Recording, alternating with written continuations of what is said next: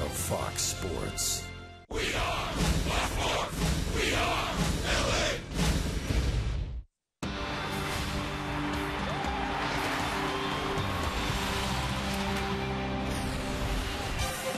Another gorgeous but hot day here this afternoon at the Big A. The Halos playing the rubber game of the series against the Seattle Mariners. They won Friday night. They lost last night, and tonight they turned the ball over to their ace and trying to pick up the series win. Hi, everybody, from inside the Big A. We welcome you back to Angels Baseball on Fox Sports West. Victor Rojas along with my partner Mark Gubza. And this afternoon we've got a terrific pitching matchup. Left-hander Jason Vargas is going for the Seattle Mariners, and as I just mentioned, Jared Weaver looking for win number 16 for the Halos. This is a great matchup. What Vargas did in the month of July, AL pitcher of the month versus Jared Weaver, who has been outstanding the entire season. 15-1. You talk about a true pitcher. Jared Weaver is that guy. He will mix his fastball. He'll have a great changeup. He'll have his curveball, his slider, his no-seam fastball.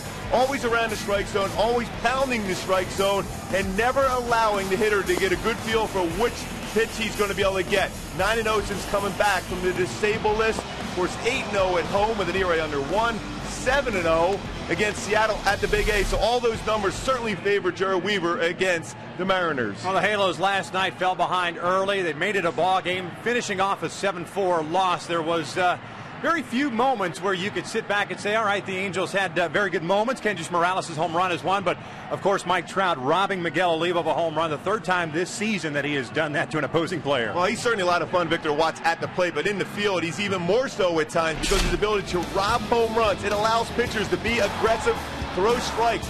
In Baltimore, that play in which he had a run so far with Weaver on the mound, robbing a home run of J.J. Hardy, saw it in Chicago going the other way to left center field, still be able to read that into his glove, and then, of course, last night, seeing that ball dead center field, right at the 400 sign, leaps up and makes an outstanding play. So that's 3 times this year he has robbed an opponent of a home run. He could do it all for the Angels. We've heard Rookie of the Year, MVP chance, perhaps even a Gold Glove. We're just about ready for baseball here at the Big A. Sit back and relax. We'll bring you the lineups and the first pitch when we return. Angels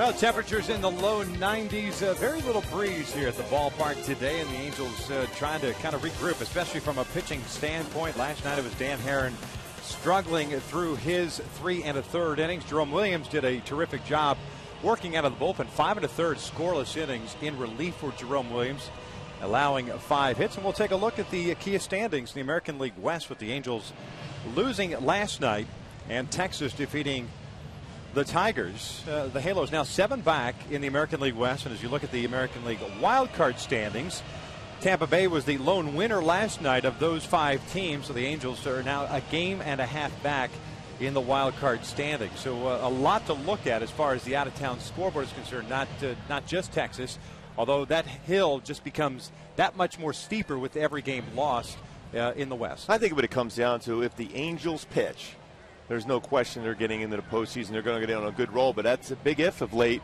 Certainly have the right guy on the hill for the Angels today, Jared Weaver, but the reality is everyone's got to step forward in the rotation and in the bullpen, because the offense is there. We've seen what they do with the power numbers. They've been driving the ball out of the ballpark. 26 home runs in their last 12 games. So the offense is there. It's up to the pitching. There's the numbers for Jared Weaver versus all the other starters since June the 27th.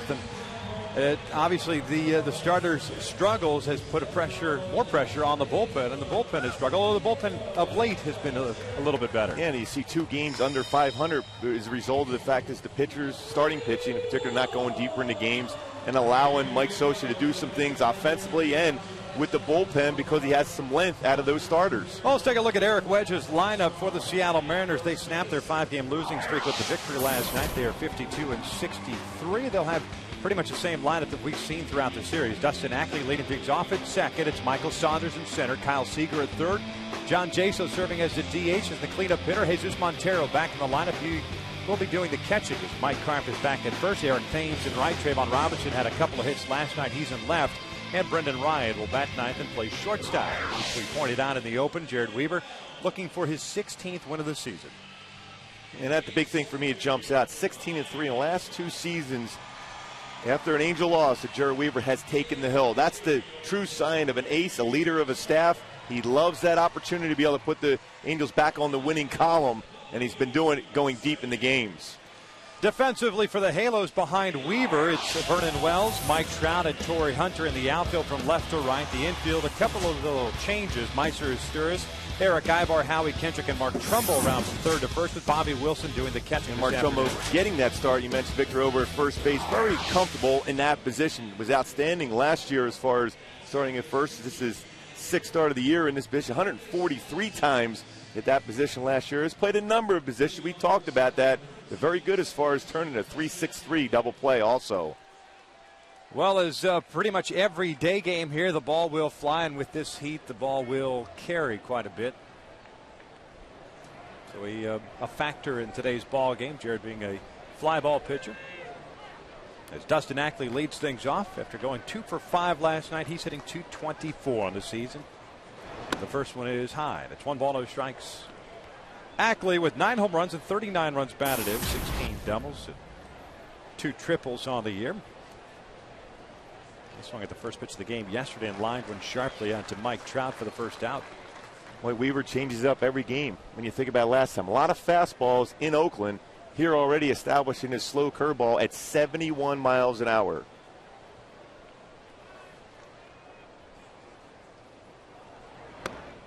Fastball missing away.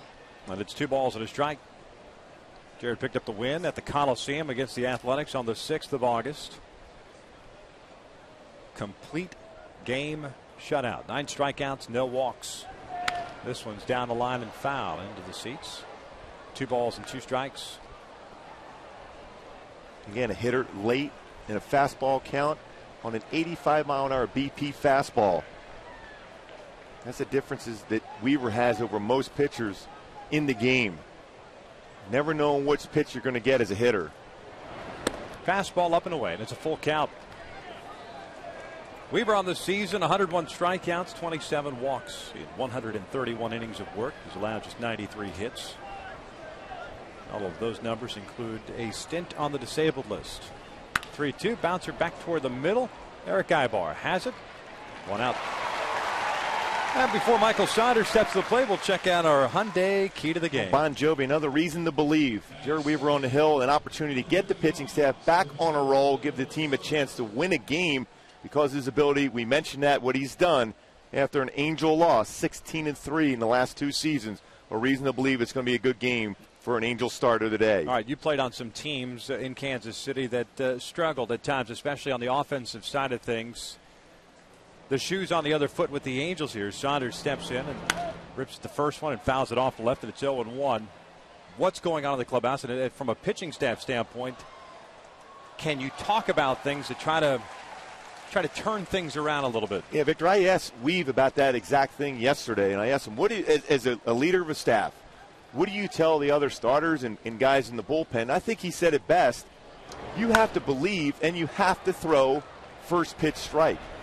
And that's the thing that's gone away from a number of pitchers on the staff, whether it's coming out of the bullpen or the starters, that reluctance to challenge hitters early in the count. And that's the reason why you fall behind. You go into hitters' counts, and then guys feel comfortable against you. Well, they get Saunders hit the fly ball to left field. So 2 outs here in the first inning, and Kyle Seager will be the batter, the third baseman. A 1-for-5 game last night, hitting .249 with 13 home runs and 68 runs batted in. The last thing you want is chirping at one another. You don't want to hear the offense chirping about the pitching, and that happens. It does happen. And conversely, you don't want it to see it happen the other way around. It could have happened in reverse back in April when the Angels' offense was struggling. The pitchers could have chirped. That doesn't seem to go on a whole lot in this clubhouse. Yeah, it's a pretty good clubhouse. And I think the reason why it doesn't happen is when you have a guy like Torrey Hunter, a guy that's an upbeat person all the time, doesn't allow it. And Weaver, being on the pitcher side of things, very competitive, but also has a good sense of humor, can keep those guys in check also. It allows everyone to be strong as far as a team. And it's difficult, especially when you run into stretches where you're not pitching well or you're not hitting well. You just have that same kind of camaraderie. You're going to pull this one through. This one's popped up toward the dugout, and it'll land in the seats just behind the dugout. And it's 1 ball, 2 strikes. And again, that slow off-speed pitch getting Seager way out in front. And hitters going back to the batter's box, shaking their head, thinking, what do I look for against Weaver? And I was talking to Garrett Anderson before the game, and he does a great job on our pre- and post-game shows. He goes, what would you do? He goes, the only thing you can do against Weave is look for one pitch. Because if you look for a number of pitches, you're in trouble. And hope you get it before you're punched out. As Seager fouls it off a little bit tardy on that 90-mile-per-hour fastball, and it's still at 1 ball, 2 strikes. But the minute you guess wrong, you're out. There's no question. If you think, okay, I'm going fastball, you gear off for the fastball, then you've made that commitment to try to catch up to a 90-mile-an-hour fastball. Then a changeup comes, you're out. There's no way you're going to be able to stay back. Inside, it is 2-2. And it's trusting your ability as a hitter to, as Garrett pointed out, to look for that one pitch throughout the at-bat. Not see one pitch and all of a sudden have your mind change. Well, wait a second, maybe I'm looking for the wrong pitch. We saw that in that last start against Oakland. You have to stay committed. 2-2 on the way. Breaking pitch down low, and it's a full count. I mean, Chris Carter's facial expression after he took 3 fastballs in a row against Weaver in Oakland and a dead fastball hitter, and then his reaction like, I can't believe I just took that fastball 88 right down the middle of the plate. And then the next time around he was looking fastball. Instead he got a changeup and got himself out. Full count with 2 outs. No score here in the top of the first inning. The payoff pitch just missed in. Weaver really wanted that pitch. Mike Estabrook not calling it. And it's a base on balls with 2 outs here in the first. Brings up John Jaso, the DH. And boy, thrown out of the game already. Mike Butcher's been ejected from the ball game, and now Mike Butcher's going to get his 2 cents in.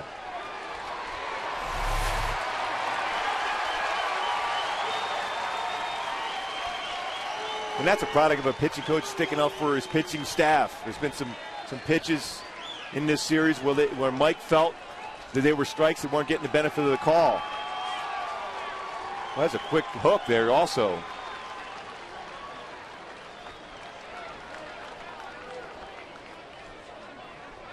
Mike Everett, the second base umpire, the crew chief, is talking with Butcher, as so has his say with Mike Estabrook. There's that no-seam fastball that Jared throws in on left-handed batters. But the reality is that's, like I mentioned, a pitching coach.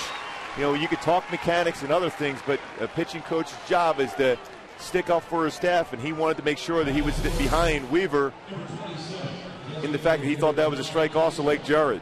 And also you take away the heat, that because Weaver was clearly upset about that himself. You take that heat away from Weaver, and you take that upon yourself as a pitching coach. So 2 outs, Seager at first, Jaso at the plate. 1 ball, no strikes. Jaso 2 for 4 last night. He's homered in the first 2 games of the series. Took Santana deep for a 3-run shot Friday night and hit a solo home run off Dan Herron last night. A .288 average with 7 home runs and 36 runs batted in for Seattle. This is a guy that at one point, Joe Madden with the Tampa Bay Rays had batting leadoff. But that pitch just missed off the plate apparently, and it's 2 balls and no strikes.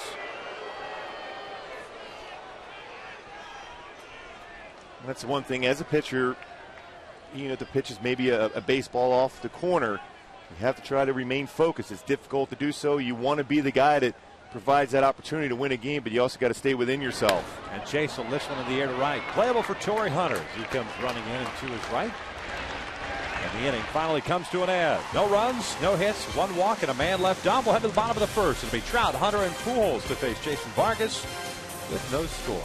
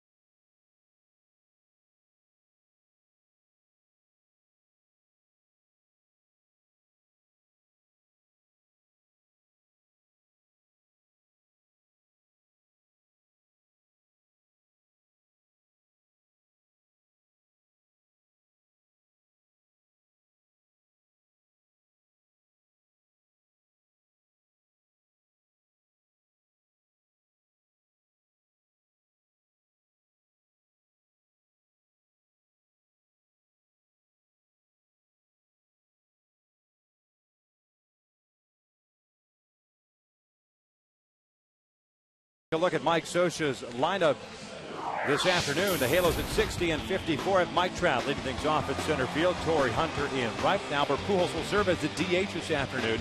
Mark Trumbo back in the lineup. He'll play first base. Howie Kendrick is at second. Eric Ibar, the shortstop. Vernon Wells back in the lineup. He's down in left field. Meister Steers gets it started at third base. And Bobby Wilson bats ninth and will do the catching as they take on the 29-year-old left-hander native of Apple Valley, California. His name is Jason Vargas. Jason Vargas, the guy that's around the strike zone consistently. Fastball 86 to 89, occasionally low 90, 4-seam fastball. Curveball, slider, and a very, very good changeup. And will pitch inside to right-handed batters. Yeah, as a left-hander, works both sides of the plate very well as the first one is in for a strike on Trout.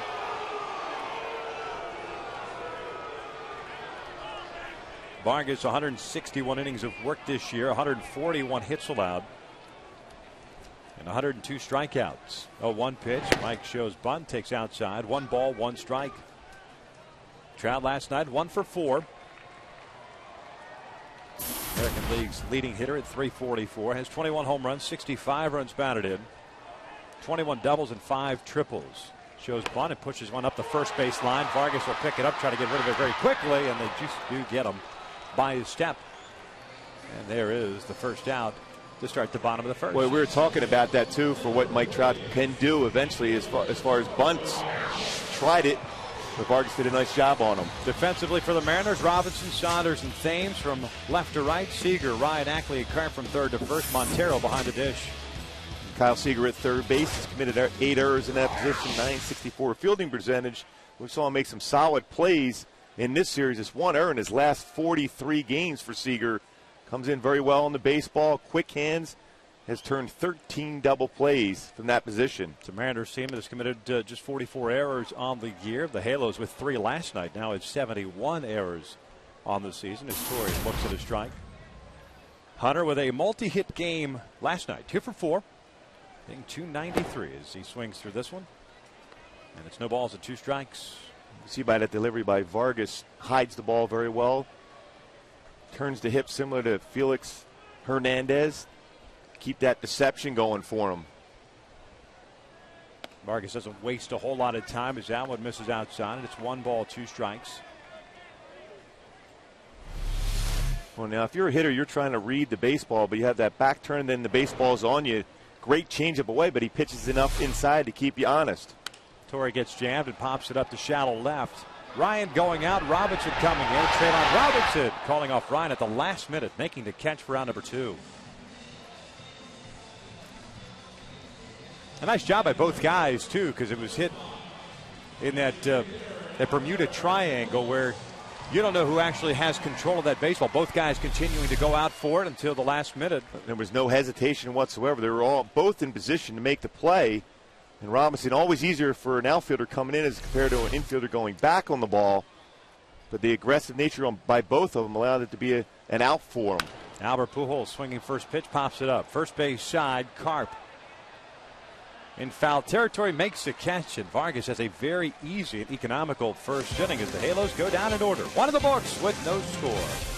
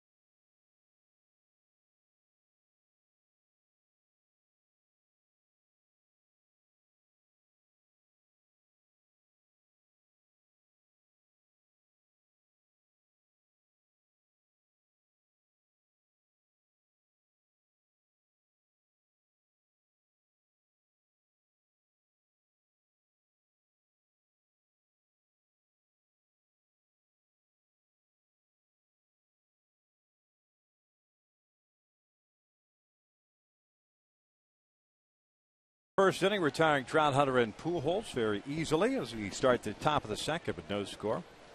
Weaver issued a walk to Kyle Seager. So he faced 4 batters in the first and threw 18 pitches. Montero, Carp, and Thames here in the second for Seattle.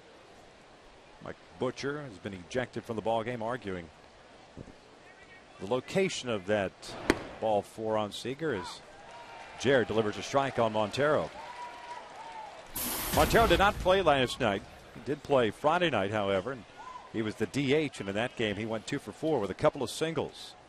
I think 270 on the year with 10 home runs and 42 runs batted in.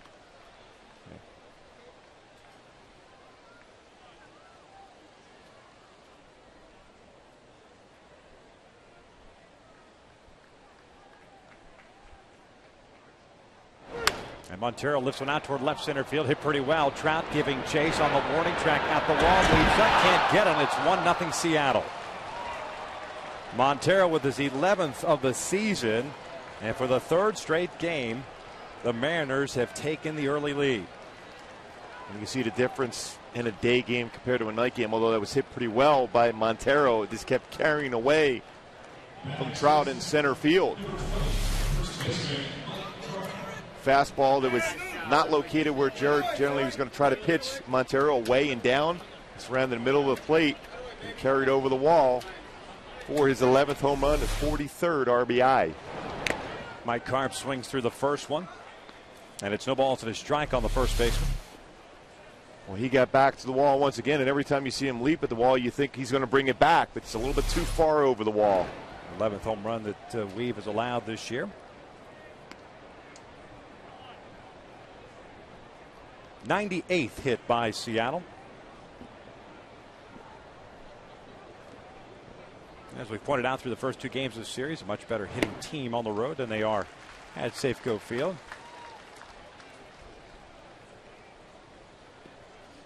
First time Weave has faced the Mariners this year, although I mentioned 7-0 in his career here at the Big A against the Mariners in 11 starts. There's the 1-2. And that looked pretty close to being a strikeout. It missed outside. 2 balls, 2 strikes.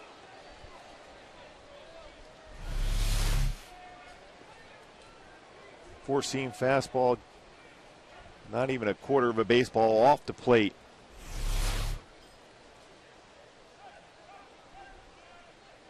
Two on the way. This one out towards shallow center. Trout comes in. 1 out. Hey, on Tuesday, when the Halos take on the Indians at 7:05, fans will receive a commemorative 10th anniversary World Series ring figurine, courtesy of Chevron Extra Mile, while supplies last. Purchase tickets today at the Angel Stadium ticket office or by logging on at angels.com. Eric Thames, the right fielder, will step up here with 1 out, nobody on. Seattle with a 1-0 lead on the Montero home run. And the first one's in for a strike. Do you worry as a starting pitcher with an umpire already ejecting your pitching coach, and there's been some borderline calls, the zone changes? Or well, you certainly hear the fans reacting when it was a pitch called for a strike for Vargas against an Angel hitter. So as an umpire, you're not real happy about that. Also, and as a pitcher now, as Weaver, you want to try to be less as far as showing your displeasure to an umpire at this point, because a couple pitches are close. I think there's a way you can do it. After the inning, you walk by the umpire and say, hey, just work with me. I'm going to be around the plate all day long. If that's your strike zone, so be it. I'll try to work a little bit closer. Just do the little things to keep in mind that he's got a job to do as well as you do on the mound. He hits his spot there, and it just misses off the plate, and it's 2 balls at 2 strikes. And conversely, as a position player, you're sitting there going, okay, we've got a hitter's umpire, it seems. It's going to be a tight strike zone. And to your advantage, especially in a day game here, you can center in on the middle part of the plate. Swing and a miss. Down goes Thames on the changeup. 2 down. First strikeout for Weaver this afternoon to go with 1 walk and 1 hit allowed. Sold this changeup extremely well. You think fastball, arm speed's there, but the velocity is not. So difficult for a hitter to stay back on that straight changeup that he has.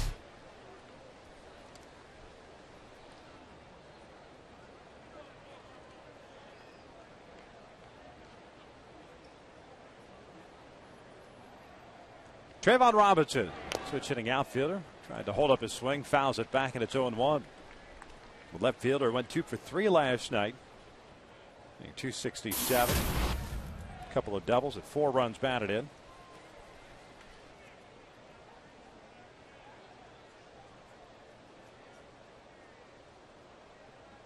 Robinson recalled on Saturday from AAA Tacoma.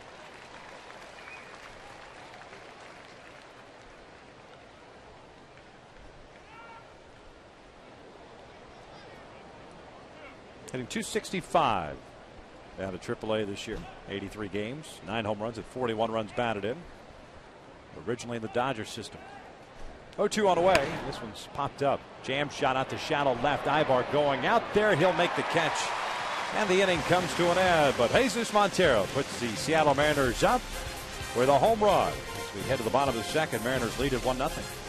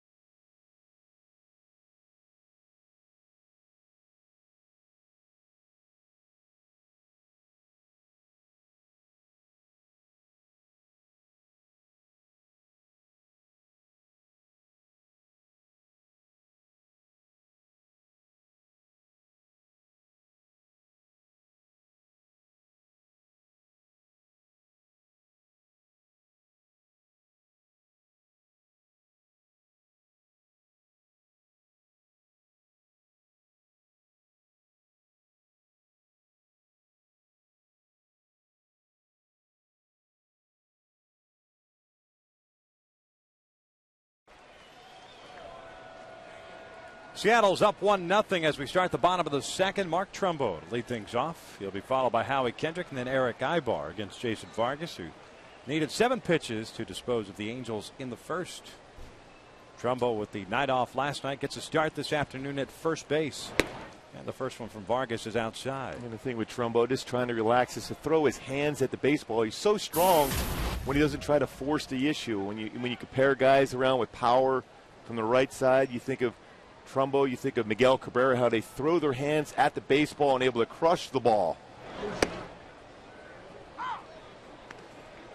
So here's a good look at Miguel Cabrera, how he's able to stay back and then just throw his hands quietly through the baseball and generate the power.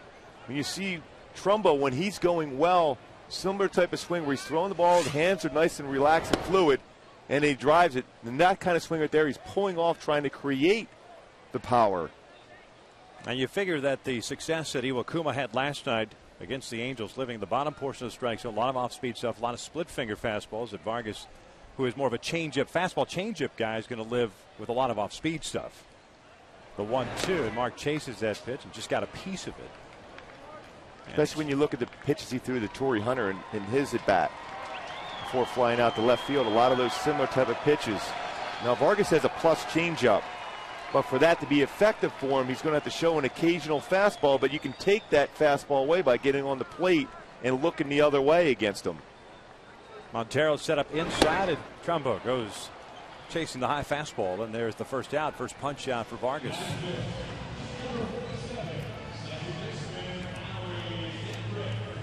So 1 out, nobody on for Howie Kendrick. Howie went 0 for 4 last night, hitting .282 on the season with 5 home runs and 40 runs batted in. Fastball is in for a strike. This is the 3rd time that Vargas has faced the Angels this year. Faced the Halos right here at the Big A on June the 4th. Picked up the win. 5 2/3, 4 runs, 9 hits, and 8 strikeouts, and now 1 and 2 walks. As that one is up and in. 1 ball, 1 strike.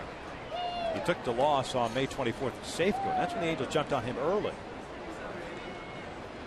He still struck out 6, walked nobody, gave up 3 runs on 7 hits in 7 innings. That one is outside. 2 balls and 1 strike. He's 4 and 4 in his career versus the Angels, but a nice ERA at 2.82.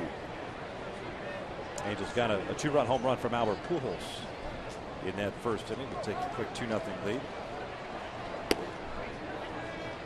Vargas that day was matched up against an incredible Dan Herron. 14 strikeout performance for Dan. When we talk about Weave being the guy that can pitch, Jason Vargas is another guy who knows how to pitch. Avoids the middle part of the zone, but when he does hit that middle part of the zone, it results in some damage. He's allowed 26 home runs. Strike on the corner. And a full count.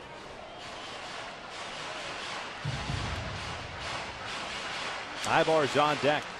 1-0 Seattle. A Montero home run.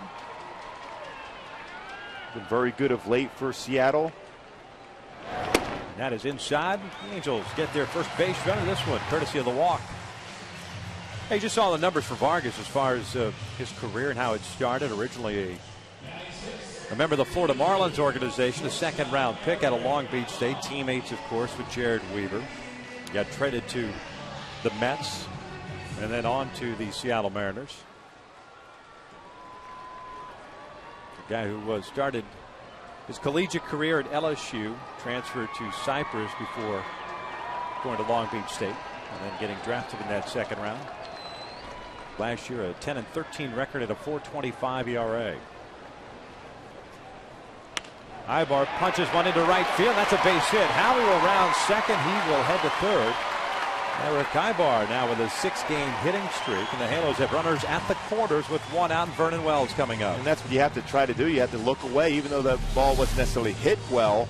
He's looking away and is trying to punch it in the right field.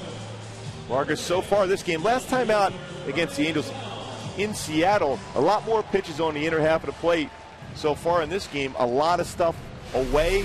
And a fastball, a firm fastball, in on the hands against right-handed batters.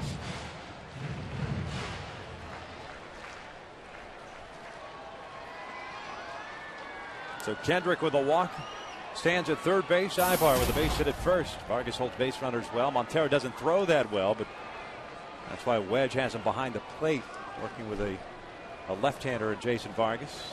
Vernon last night, his first 3-hit game of the year.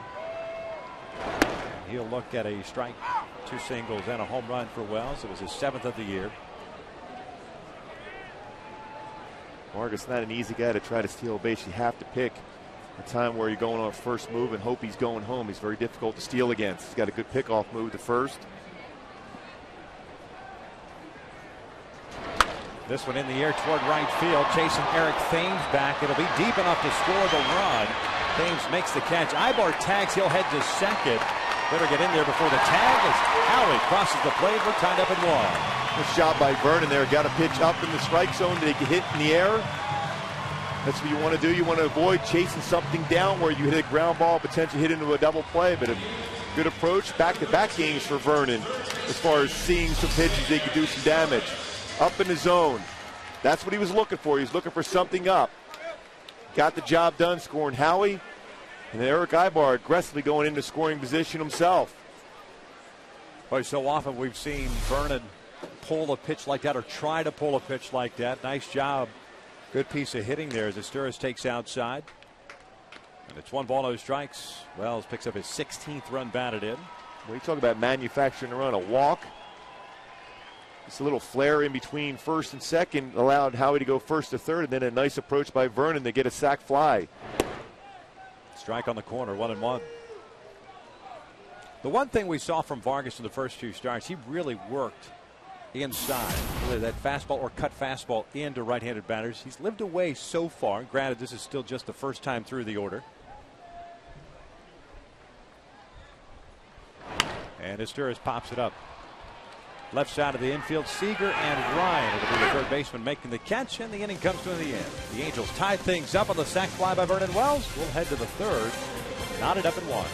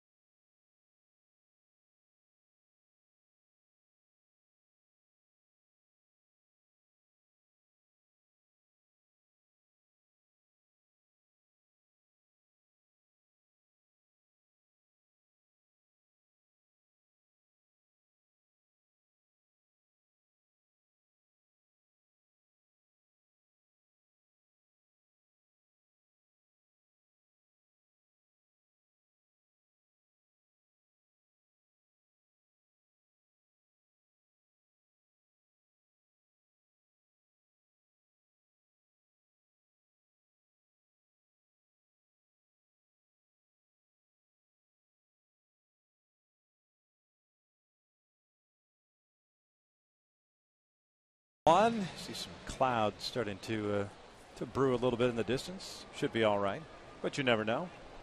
There's been some little thunderstorms in some areas at the high deserts. Weaver to face 9-1-2 for Seattle here in the third inning. Ryan, Ackley, and Saunders.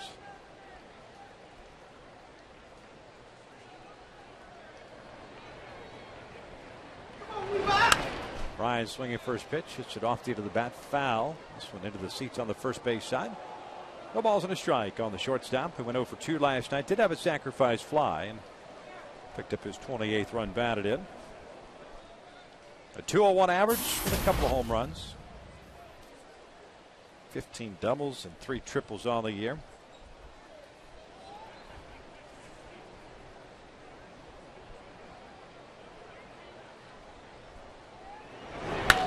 This one out to right. We'll hang up for Torrey as he backs up a couple of steps, makes the grab. One out. Hey, this week the Halos will celebrate the 10th anniversary of their first World Championship. Highlights of the week include anniversary giveaways, honorary first pitches, and the induction of the 2002 championship team. For more information and to purchase your tickets, just log on at angels.com/anniversary. It'll be a lot of fun. We'll have plenty of guys filter through the booth, interview them during the game. It's got to be a thrill for a lot of players just to be part of that. It's a feeling that these guys that haven't stopped living through. And accomplished Mike Scioscia's team did back in 2002 as a wild card team, winning the World Series. Ackley takes up and away. 1 ball, 1 strike. Yeah, the induction into the Angels Hall of Fame will occur next Saturday. This one off to the bat, 1-2. No off days this coming week. Cleveland rolls into town later tonight. They will begin a 3-game set against the Angels beginning tomorrow night. 3 night games, Monday, Tuesday, and Wednesday. And then the Tampa Bay Rays with Evan Longoria in the lineup. We're rolling to town for a 4-game series beginning Thursday night. As Ackley gets jammed, it pops one up to shallow left center field, and Eric Eibler backs up to make the catch. And there are 2 outs. Here's a look at that schedule. Mentioned the rest of the homestand, this being a 10-game homestand. Then it's out on the road for a week. Boston and Detroit, 2 3-game series. Off day on Monday here, the 27th. A quick 3-game set against the Red Sox. That'll be the one and only time the Angels and Red Sox will meet this year. And then it's off to Seattle for 3 in Oakland. That's that Labor Day weekend. And then a good chunk of the schedule in September is right here at the Big A. That's why it's important to be able to establish a good winning streak here at home. Saunders pops it up. Third base shot into foul territory goes Maestro. Glasses gleaming, and he loses the baseball. And it snowballs at 2 strikes. Boy, look, Meister right off the get-go. See the sun on his glasses there, trying to be able to pick the ball up. And he can't see it all the way through as he's trying to use the glove to be able to find this at the last second, the baseball, and just be able to try to make an attempt at catching it. Never saw the baseball until it hit the ground. Saunders chops this one over to short. High bar has him. Jared Weaver has himself a 1-2-3 inning, his first of the ball game. We'll head to the bottom of the 3rd, still tied at 1.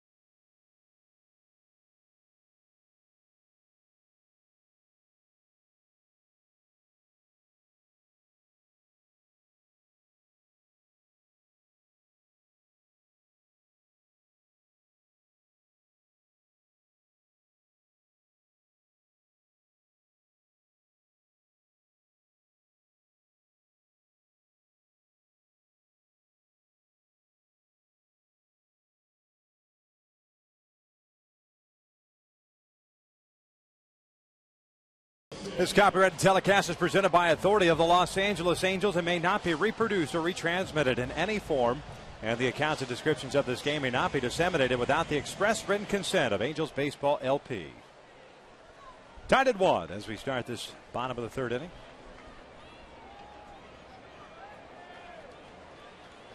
Just like the Mariners, the Angels setting up 9-1-2. Wilson, Trout, and Hunter. Jason Vargas has 1 strikeout, 1 walk, 1 hit allowed. All 3 coming in the second inning as Bobby swings first pitch, pops it up behind the plate. Montero with the mask on. We'll watch it land in the seats. Well, you're seeing a lot of hitters swinging at that first pitch. Both these pitchers are around the strike zone. And get back to what you talked about with Jason Vargas last inning when he was on the mound. You talked about how he pitched inside more at Safeco Field against the Angels, whether it's fastballs or cut fastball. I think part of that product is because of the field. Safeco more of a pitcher's yard. Now, not that the Big A is a hitter's yard, but in the day games it certainly is. And he's avoiding that part of the plate, trying to make you hit the ball the other way. Bobby rolls this one toward the hole, and that sneaks into left field, a base hit.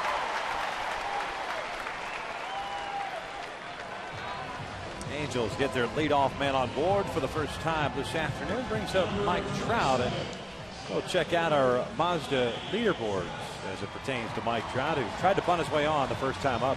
Trying to see how many, only 5 in American League history have won Rookie of the Year and a Gold Glove in the same season.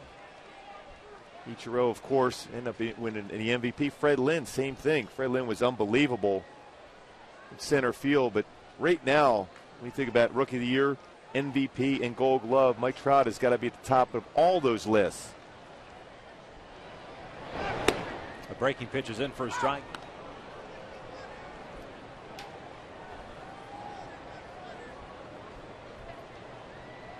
Well, he's made the highlight reels a number of times already. And that's not to take anything away from guys like Austin Jackson and Jacoby Ellsbury.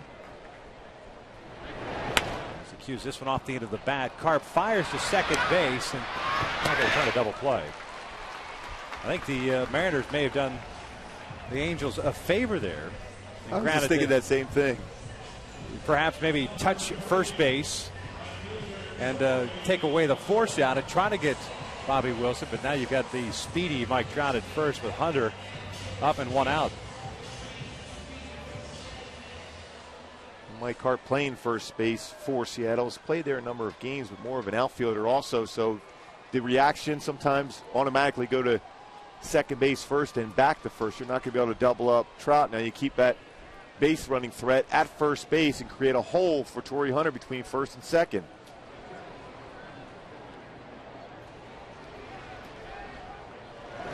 Torrey shoots one toward the middle. Brendan Ryan can't get it. That's a base hit.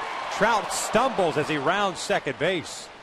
The question is whether or not he was going to continue to go on. Saunders charged that ball very well. And it looked like Mike hit a soft spot before getting to the bag, and that's what he's tending to right now. And he felt that he was going to take that shot. But Saunders, if you talk about the strength of the arms in the outfield for the Mariners, he has the strongest arm. And he realized right there with Trout at first, he's going to have to be aggressive. And just there, he stumbled. It would have been a difficult task anyhow getting to third because Saunders was so aggressive. Yeah. Again, Torrey Hunter batting in that second spot with Mike Trout on as a base runner. More fastballs, a better opportunity. We showed on the road, Torrey was hitting 377 when Mike Trout was on base. Torrey Hunter coming through once again with another base hit. So 2 on, 1 out. Here's Albert Pujols. Look at the very first pitch you saw from Vargas in the first inning. It popped out to Carp in foul territory.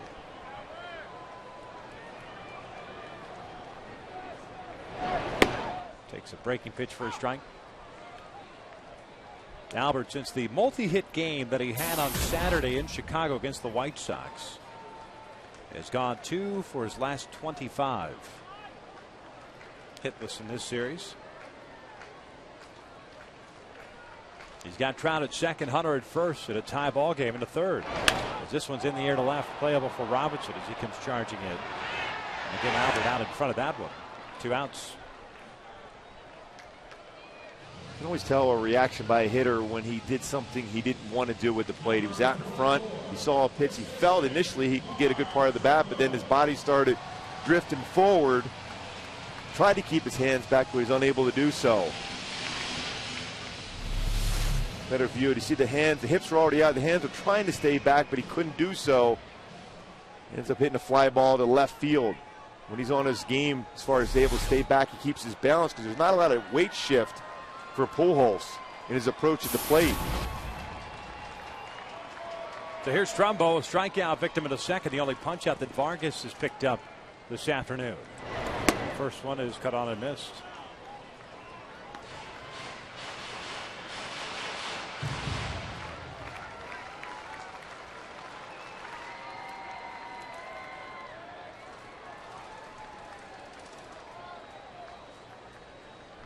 Outfield straight around against Trumbull. Brendan Ryan out in shallow left field. He's the shortstop.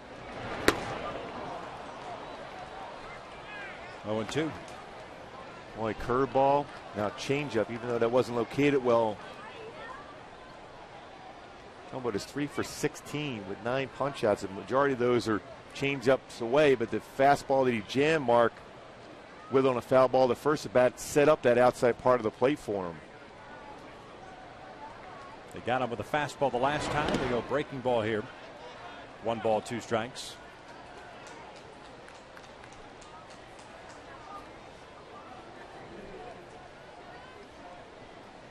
You think he might try to sneak a fastball in on him right now. He has Mark thinking and looking away. Early in the count, I think Mark has to have that approach of looking away against him. 2 on and 2 outs. They jammed him. 89-mile-per-hour fastball.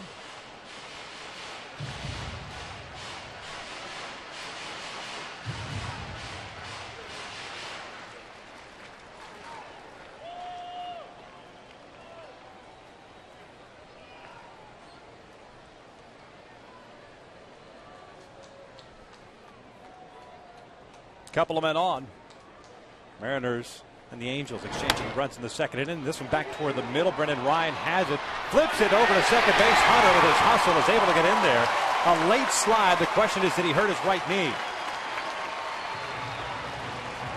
Torrey hobbling a little bit. He may have just jammed it. And hopefully that's all it is. But he went in hard at second base. Very late slide, trying to get that foot on the bag as quickly as possible. And it may have just been just a little bit of a jarring. Adam Neville, Mike Scioscia out to check him out. Nice job by Brendan Ryan to keep that ball from going out of the outfield. Otherwise, it's a 2-1 Angels lead. Yeah, it's one of those plays, too. You think, okay, it's still an infield hit, but the reality is Ryan did a good job as far as preventing a run at that point. Here's a late slide. Boy, that knee right on the base, and there's no give in those bases. So a jarring action on his leg in that knee area. I'll tell you what, I was watching him today early, doing a lot of running and keeping his legs strong. He's been playing this game for a long time, and he knows exactly what it takes to condition himself, be in position to be able to score or advance on a base, even here in the month of August when it's as hot as it is today. Howie looks at a fastball for a strike. Base is loaded for Kendrick, who drew a walk. With 1 out of the second, came around to score the lone Angel run. Trout at third, Hunter at second, Trumbo at first with 2 outs. This one's fouled off to the right, 0-2.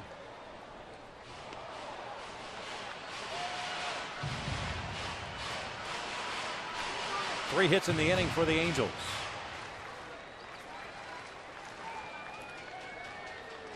Two for 10 this season with the bases loaded. Saunders playing very shallow in center field. 0-2 on the way. Inside. 1 ball, 2 strikes.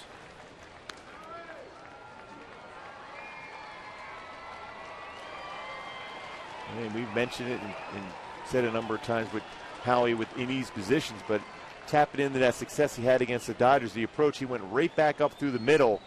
Got a clutch hit with the bases loaded. You're going to have to try to do that against Vargas. Time is called. Montero asking for it. The other thing, too, with Montero behind the plate and some of the still learning that catching position. Be alive on a ball in the dirt.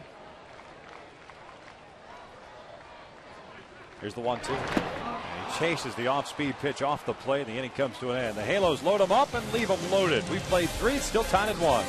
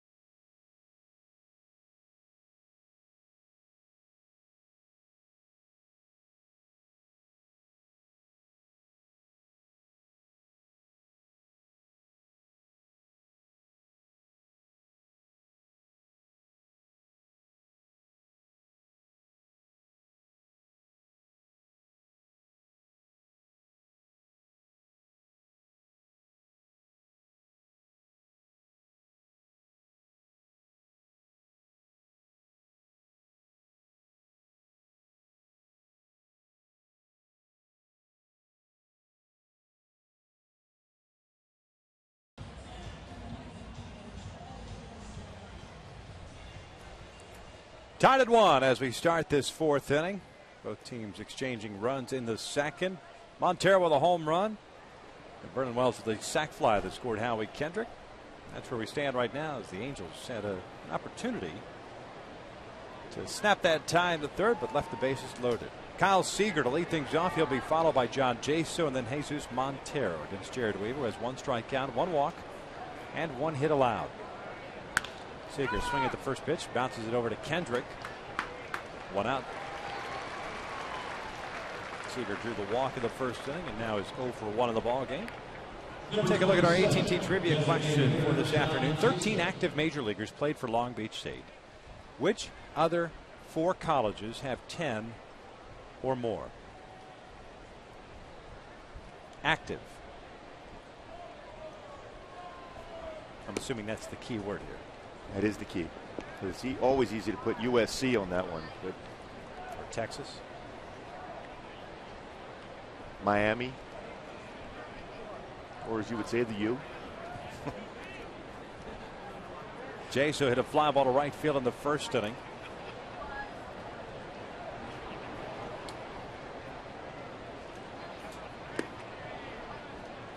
That's 2 balls and no strikes.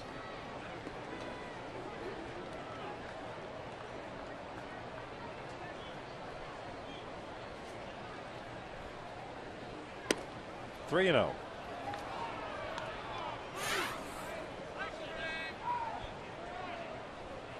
Weave and Vargas, teammates back in 2004 at Long Beach State. Vargas was a good hitter too. Long Beach State, what, 354. It's the 3rd time that these two have been locked up. A starter's duel as the breaking pitch is a strike. Full count now.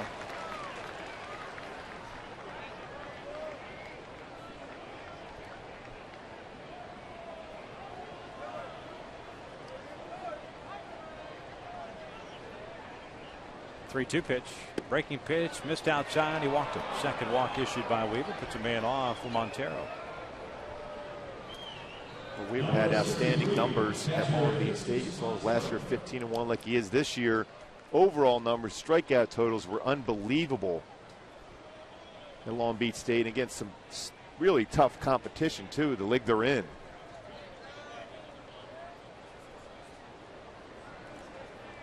Montero homered, leading off the 2nd, his 11th of the year, out to the alley in left center field.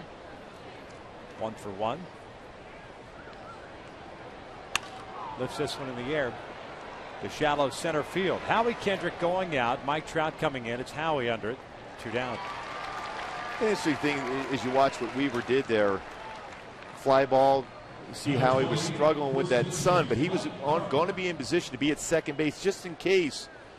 With Ibar shifting over there also, that he'd be able to have coverage at second base in case that ball fell in. They would still have the force play because Weaver was going to be at the base. Those little things you can do as a pitcher to help your team and yourself during the course of a game.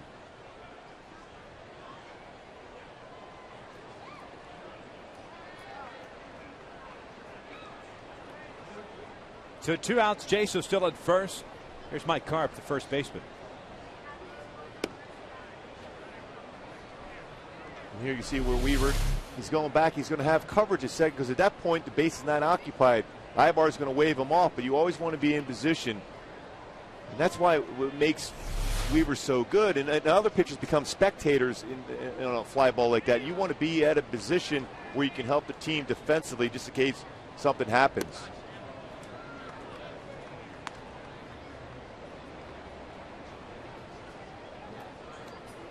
Two balls and no strikes on Carp.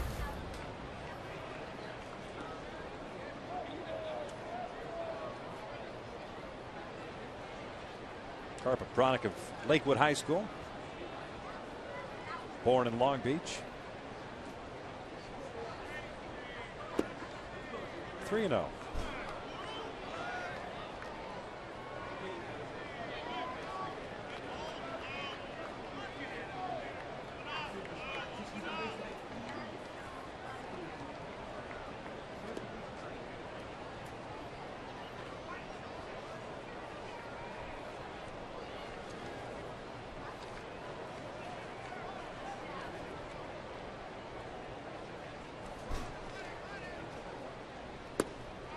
3-1.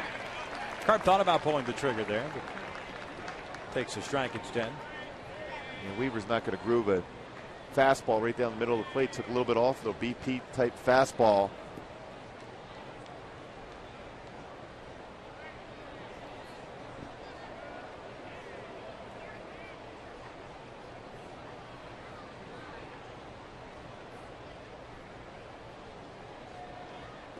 Quick throw.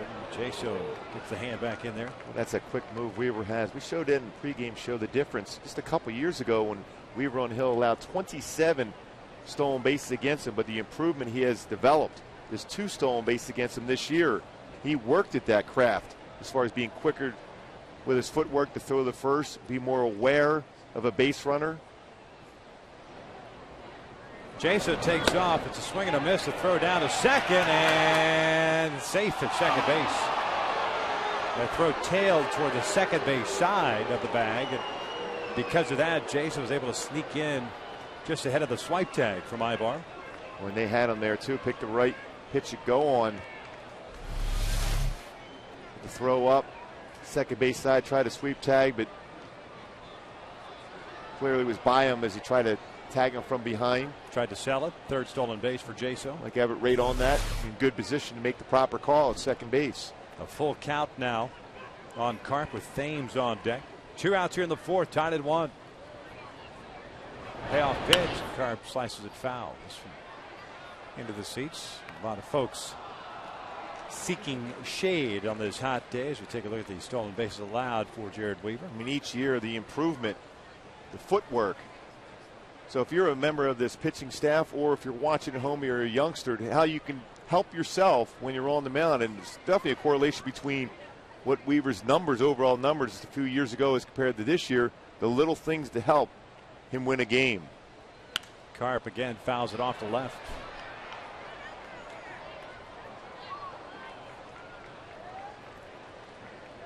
Jared had 58 pitches so far, 36 have been strikes. 18 pitch first inning. Been fairly economical since, although a couple of full counts here in the 4th. 7 pitches thrown so far to the Mariner first baseman.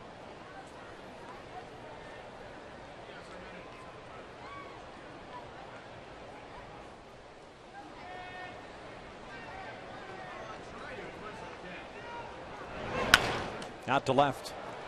Bernard moving toward the foul line is there. And the inning comes to an end. A walk that comes with 1 out is stranded in scoring position. We'll head to the bottom of the 4th. Still tied at 1.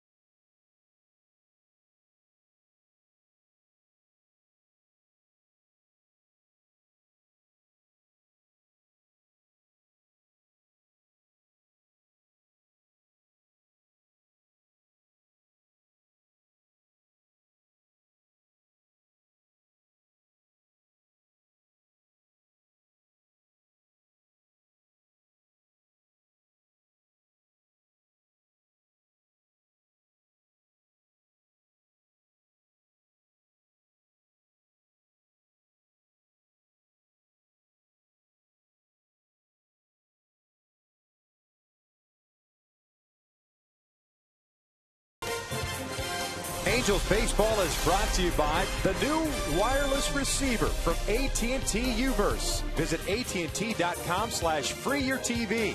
Rethink possible. By CarMax. Start the search for your next car at CarMax. CarMax. Start here.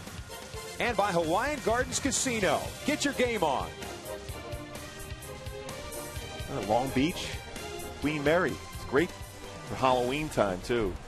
Is it? Yes. You're a big Halloween guy, aren't you? Yes, I am. You been there? Yes. A little nervous on there. Yeah. A haunted ship. When aren't you nervous? Eric Ibar leads things off here in the bottom of the fourth, tied at 1, and Eric swings and misses on the off-speed pitch. You are a walking nervous Nelly. I feel pretty good when and when we're on the plane, it's even worse. Oh, I love flying. There's no question. One of my favorite things to do in life. You and turbulence. I've got to videotape one of these days. Ibar had a stretching. Base hit the right field his first time up, so he's 1 for 1. You better hope we don't get any turbulence going to Boston. Oh, it's Monday. Such a short flight. It's a layup. Yep.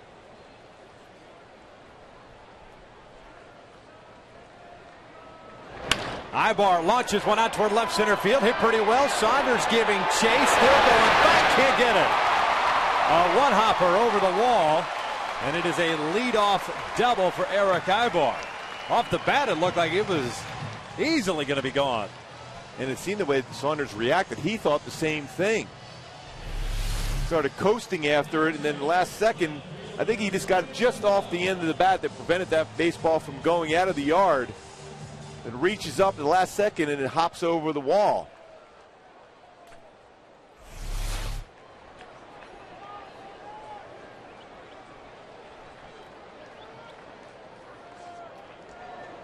Here's Wells about a sacrifice fly in the second.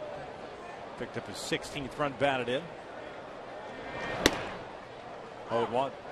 What, in the last 2 games, although it's just a short amount, Vernon is tracking the baseball very well. And he didn't like the call on that strike either. It looked like it was up in the strike zone. It's 0-1. And that's a good sign for Vernon. He's seeing the ball well. He knows that pitch in his mind is out of the strike zone.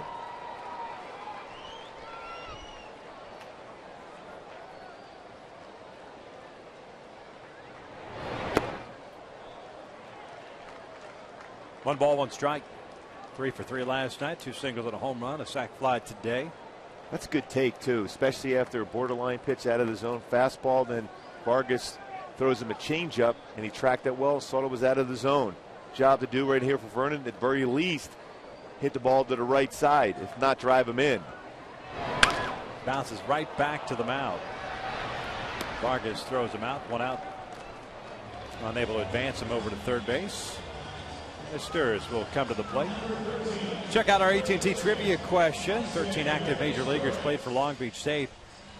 Which other 4 colleges have 10 or more? Miami, Arizona State, North Carolina, and Stanford. 2 North Carolina boys in this game. It's Seager and Ackley for Seattle.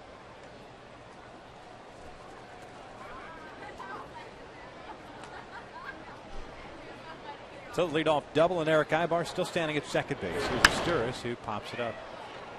Shallow right field. Dustin Ackley going out. Eric Thames coming in. Ackley makes the catch. But Meister Sturris has had 2 very soft pop-up outs today, chasing early pitches too.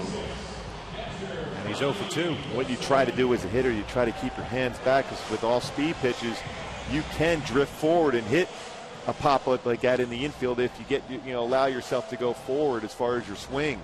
You have to force yourself to stay back. If you're looking change-up, that's what you have to try to do. So Ibar still anchored at second base, and here's Bobby Wilson, who had a base hit through the left side in the 3rd inning.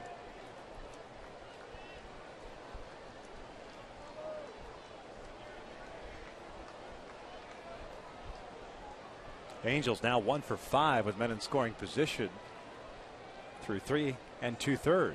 Wilson takes that one down low. 1 ball, no strikes. 1 for 6, pardon me, with men in scoring position. With these hot days, even though both these pitchers are at the top of their game as far as throwing the ball well this year, hot days like this, the way the ball travels, you have to take advantage and score some runs when the opportunity arises. Off speed pitch. 1 ball, 1 strike.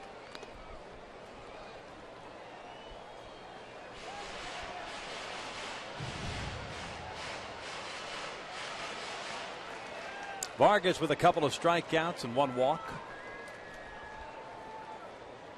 5 hits allowed.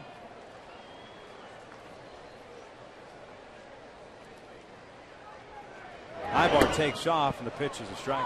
Stolen base for Eric. 9 stolen bases here in 11 attempts for Ibar. A lot of times you think, well, with 2 outs, why it's still third? But if you can get a jump where you're going to be successful, now you've taken away the potential breaking pitch or change up in the dirt for Vargas, because now you're at third base and you can score on a wild pitch.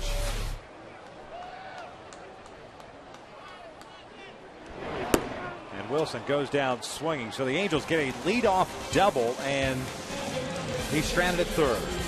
4 in the books, still tied at 1.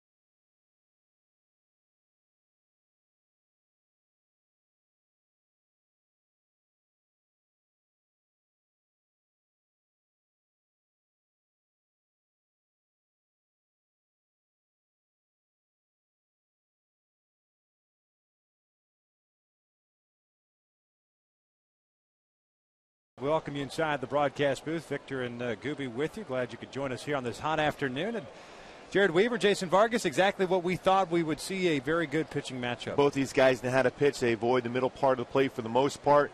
Weaver's had 4 full counts, which is unusual for him, utilizing his curveball and changeup a little bit more so early in the game than what we saw in Oakland. It tells you he has a little bit better feel for those pitches as compared to necessarily his fastball command. Eric Thames leads things off here, and the first one is a slow breaking pitch in for a strike as we go back to our Hyundai key to the game. Another reason to believe anytime you get an opportunity to have Jared Weaver on the hill to try to snap a losing streak or get back to the winning ways, he's the guy you want on the hill. 16-3 last 2 years in that position. Torrey Hunter makes the running catch. Big swing, but off the end of the bat by Thames.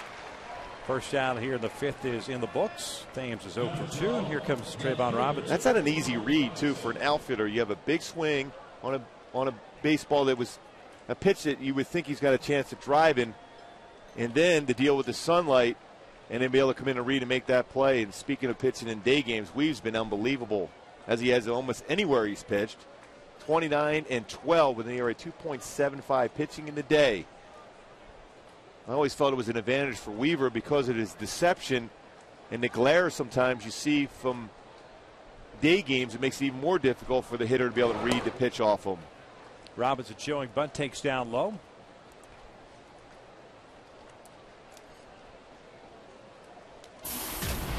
One ball, no strikes on the left fielder for Seattle, who is 0 for 1. He popped out to Eric Ibar.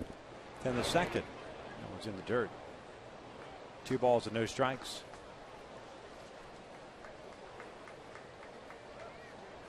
Jared has had 1-2-3 inning. That was in the 3rd.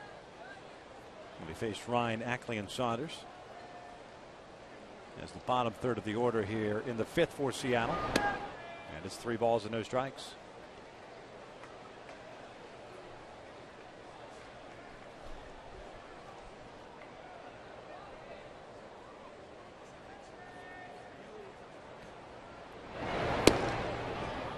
Outside, that's a 4-pitch walk. The third walk issued by Weaver. And the Angels take on the Rays Thursday at 7:05, and fans in attendance will receive a pitcher and cup set, courtesy of Pechanga while supplies last. Purchase your tickets today at the Angel Stadium ticket office or by logging on at angels.com. You've got the speedy Trayvon Robinson now at first base with Brendan Ryan at the plate. That's going to test Weaver's pickoff move. Weaver with 2 pickoffs this year. 6 last year.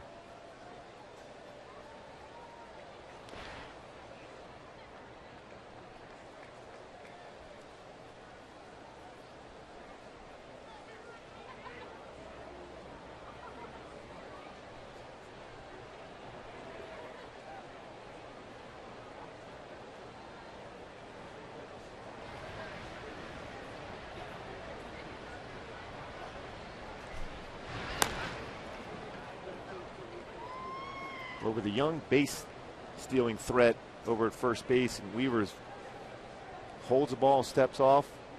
Not be surprised if he's going to utilize that move over the first base against him. Step off quickly and then fire over. Young base stealer trying to read the pitcher. Robinson takes off. The pitch gets away from Bobby Wilson. So it's a stolen base. Robinson had a big jump.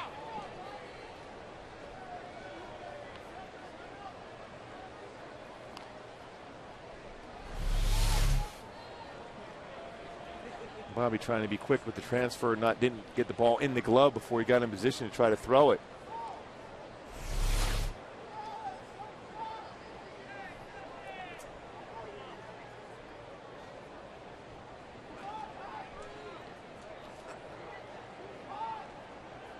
So Robinson in scoring position as we are tied at 1 here in the 5th. Here's the 1-0 to Ryan. Jam shot foul. 1 ball, 1 strike. Brendan Ryan hit a fly ball to right field in the 3rd.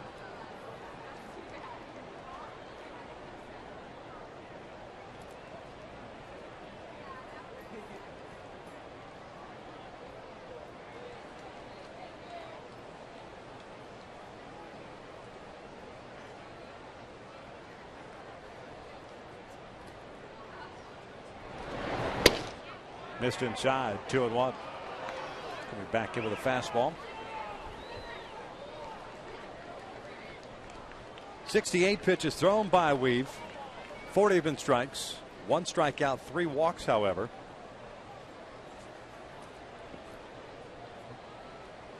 One of which is standing at second base, and Trayvon Robinson with good speed.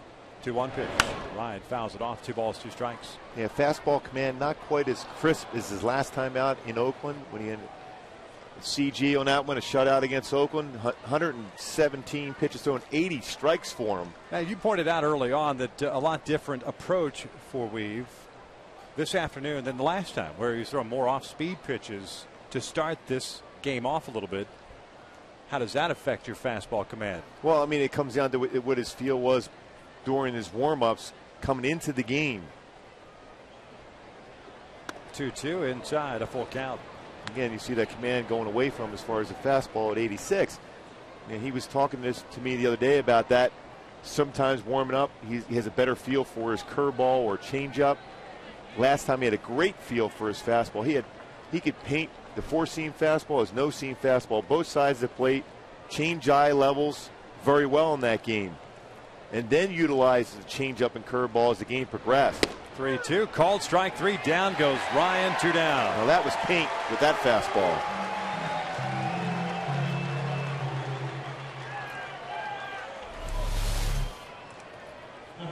When the target's set on the outside corner, you talk about executing your plan at 87, right on the corner, an unhittable pitch.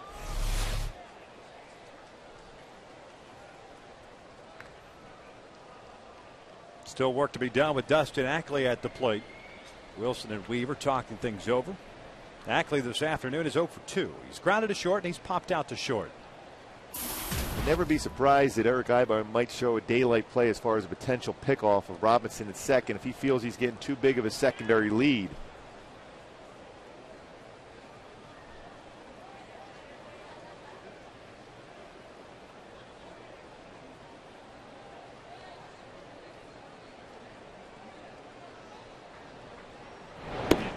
1 ball, no strikes.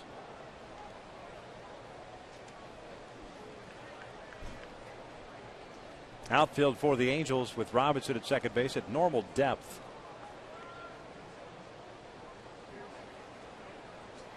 Breaking pitch, caught the corner, 1-1. 1 run, 1 hit, no errors. 2 left on for Seattle, 1 run, 5 hits, no errors, 5 left on for the Angels. Home run by Montero in the second, a sac fly by Wells in the second. That's where we stand right now. 1-1 on the way. Ackley lets it foul and out of play on the third base side. 1-2.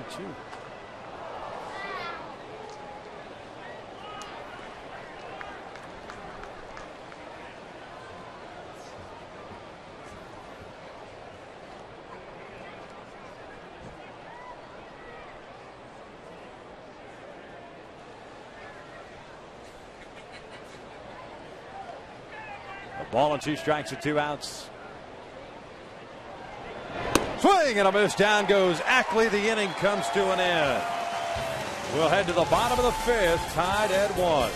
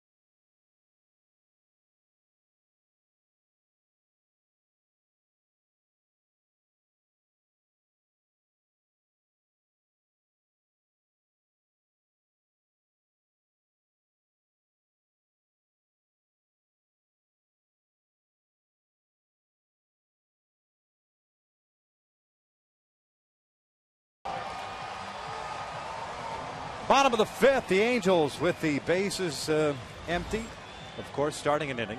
We'll have the top of their order coming up. Nice job by Jared Weaver, who had a man in scoring position, a very speedy base runner, striking out the last 2. Ryan looking, Ackley swinging on a high fastball to get out of that threat. 2 well-located fastballs again, and getting back that fastball command that we said early in the game kind of went away from him. Certainly got it back there when he needed it. In the top of the 5th. Trout, Hunter, and Pujols, and the first one from Vargas, a strike on the inside corner. Trout today's 0 for 2. He tried to bunt his way on in the first inning and then reached on a fielder's choice in the third. Seager playing in at third base. Carp back at first.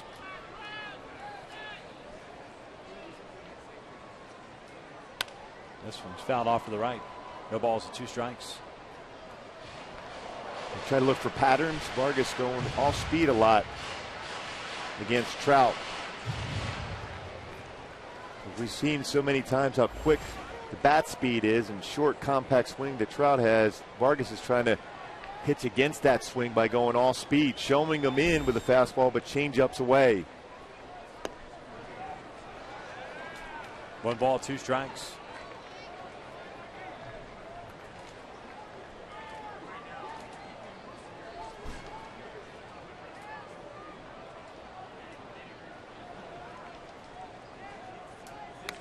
Off the end of the bat, off speed pitch, 1-2 still.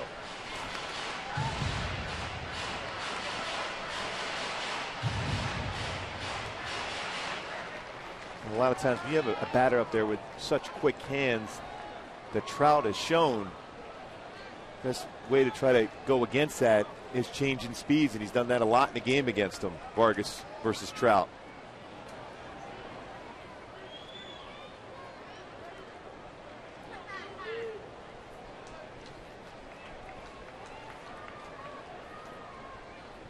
Outside, 2 balls, 2 strikes.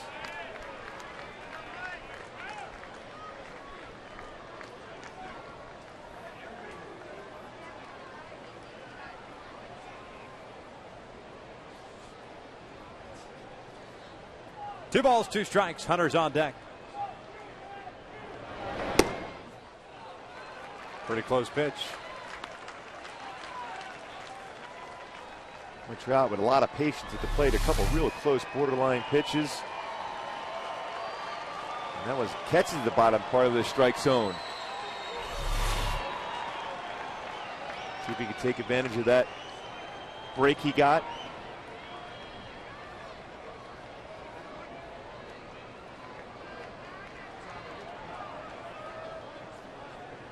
Just a second full count for Vargas in this game so far.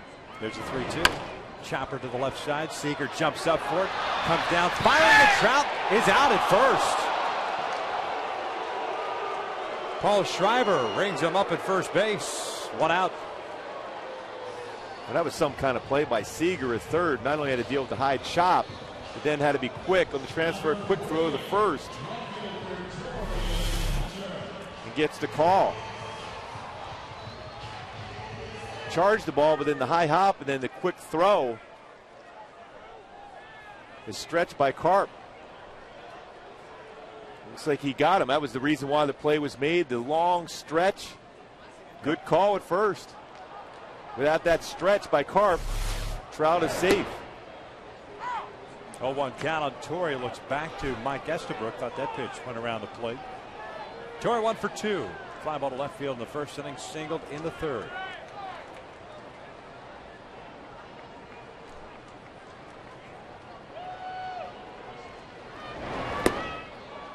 0-2.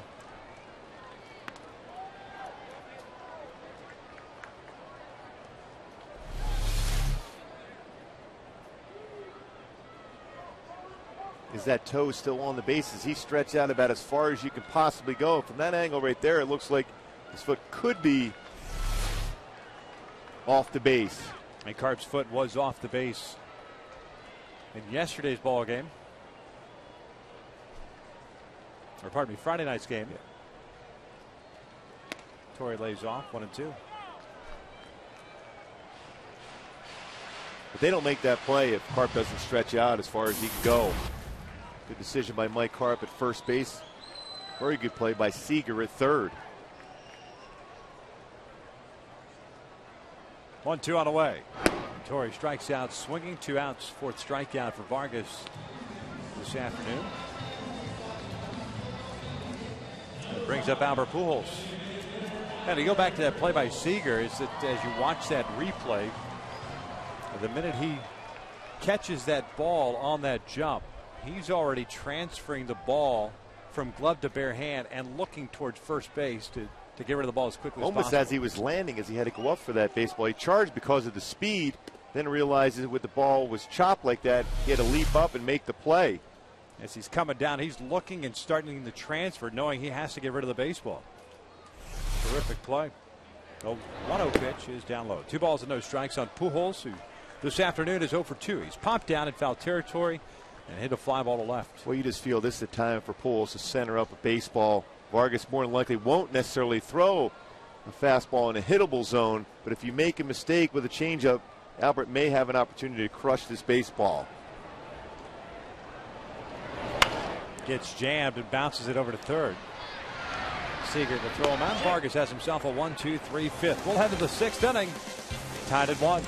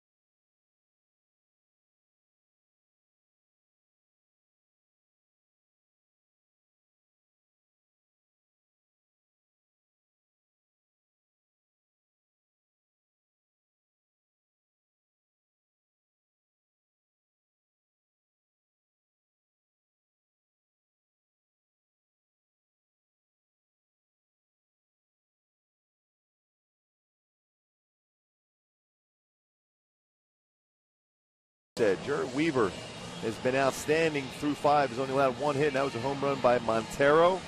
Back in the second inning, Vernon Wells tied the game up with a sac fly. Had 3 RBI last night, RBI today. Jason Vargas very good on the mound too today for Seattle.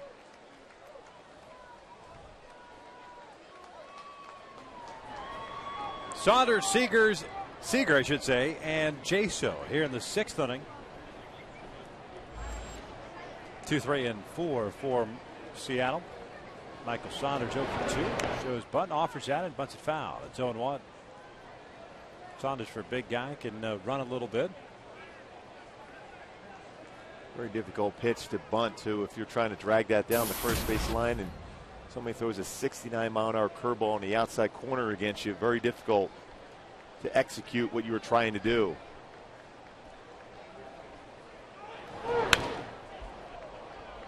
Oh-2 count.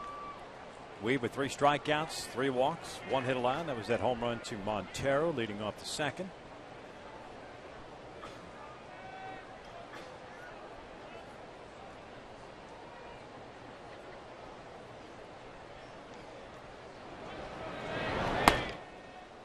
One ball, 2 strikes.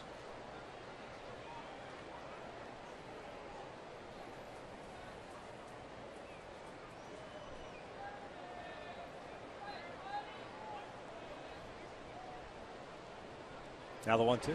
Off speed pitch. Cut on and missed. Down goes Saunders. There's out number 1.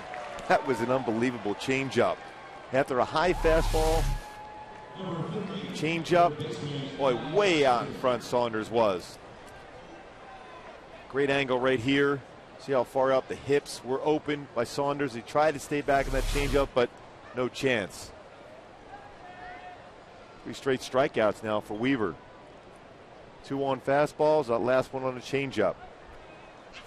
Kyle Seager, the third baseman, looks at a strike. He has drawn a walk and he has grounded out, so he's 0 for 1.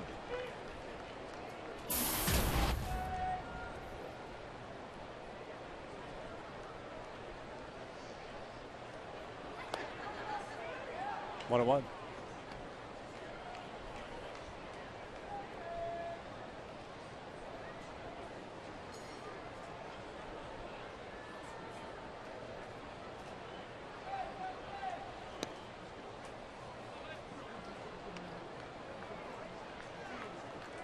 The solo runs for both teams coming way back in the second. The Angels have had some opportunities. Left the bases loaded in the third inning and had a leadoff double in the fourth. Left him on base. Seager lines went out toward left center field. Trout moving back on is there. 2 outs.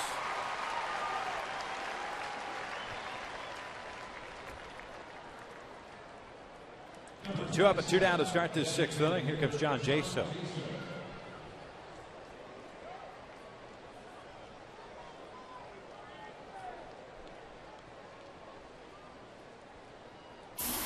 Jaso's 0 for 1. Hit a fly ball to right that ended the first inning and drew a 1-out walk in the fourth. Also stole a base, but was stranded in scoring position. Slow breaking pitch in for a strike. As the Angels are 1 for 7 with men in scoring position. Seattle 0 for 3.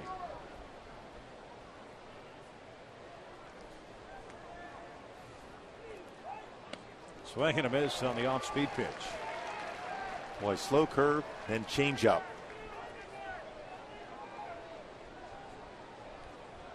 Halos in the bottom of the 6th inning. We'll have Trumbo, Kendrick, and Ibar coming up to face Vargas, who has 4 strikeouts and a walk and 5 hits allowed. Coming off a 1-2-3 fifth. That pitch just missed off the plate. 1-2. Good spot, good miss by Weaver. Now you have options. As a hitter, you don't know what Weaver's going to throw. You can go back with another changeup. You go a curveball away. You go upstairs with a fastball.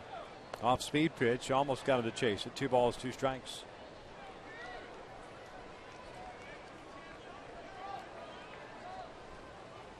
Vargas, by the way, has retired 6 in a row since giving up that leadoff double Ibar that started the fourth, including 2 strikeouts.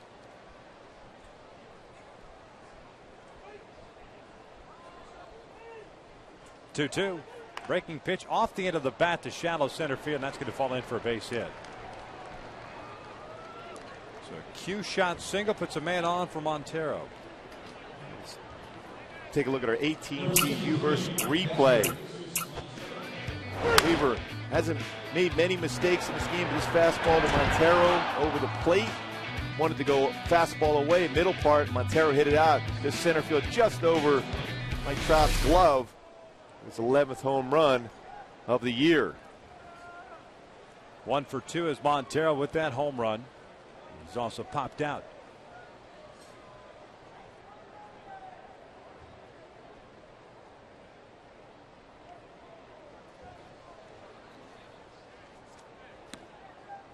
One ball, no strikes. Weaver now at 88 pitches on the afternoon. Pardon me, 89 pitches on the afternoon. 53 have been strikes.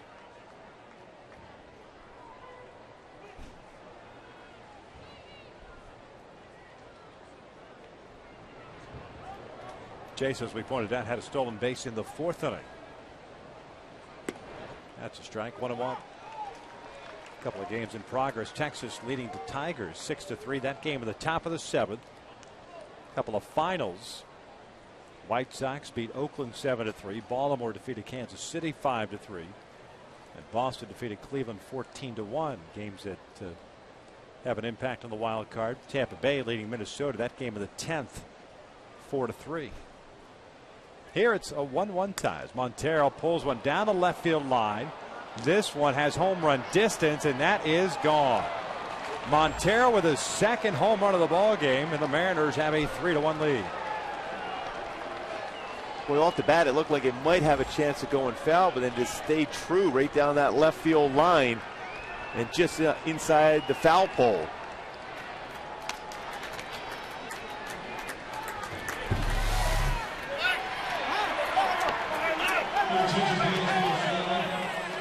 It looked like something was wanted down and away, but stayed over the plate. Well, he had pretty good balance on that swing for Montero. And become more of a pull type hitter since coming over to Seattle. When we saw him with the Yankees, a lot of power the other way. Well, a 2-out single by Jaso off the end of the bat, followed by the 2-out home run. As Figgins is pinch hitting here for Carp, and you wonder if Carp maybe hurt himself on that stretch, on that play at first base. Mike Trout.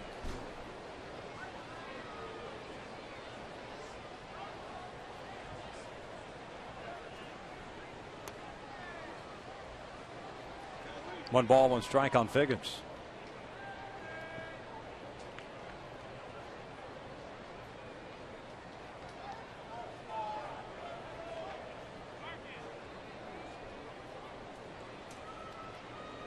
Figgins hitting 178 on the year in 57 games. 0 for 2 as a pinch hitter as he swings through that one.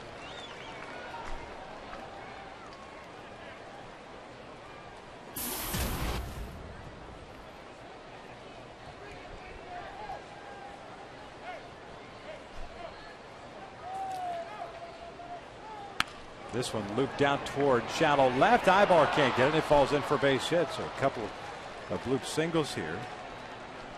Mike Soch is going to go out and talk things over with Jared. Remember, Mike Butcher ejected back in the 1st inning, so Soch will come out and act as the pitching coach / manager here. Nobody's warming up in the bullpen, so this is just to give him a little bit of a breather. And also go over game plans with Bobby Wilson and Weaver as far as what pitch selection they want to go after. Eric Thames here. Back in the 1st inning on a pitch that Weaver thought he executed on the inner part of the plate. So did Mike Butcher, was thrown out of the game. And Mike Esterbrook right away came out and checked not only his pitcher but his entire pitching staff. Mike Butcher. And I believe Figgins is going to try to go here early. 3-1 Seattle leads it here in the 6th inning. 2 outs, man at first. 95 pitches thrown by Weaver.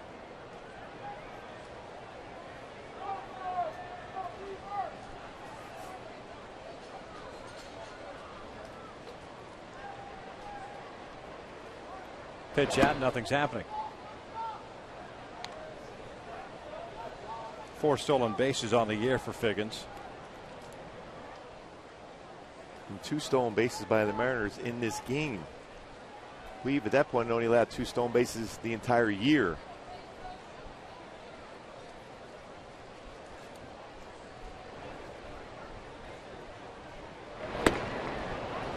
Two balls and no strikes.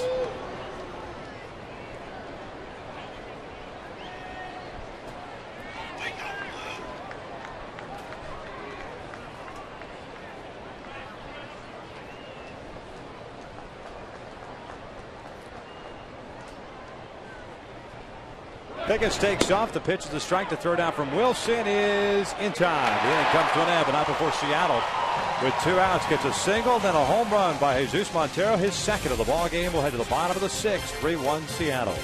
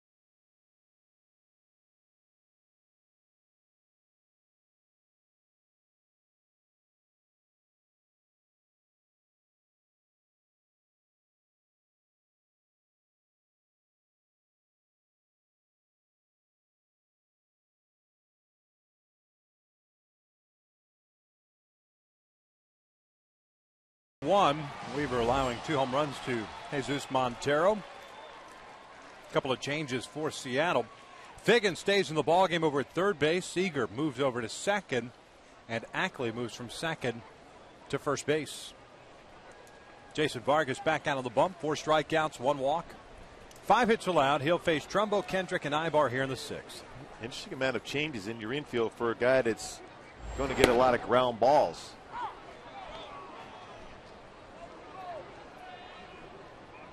But that's a situation where you're trying to get that extra run or so with Weaver on the hill. You can't blame Eric Wedge for trying to do so because you don't get many opportunities against Weaver.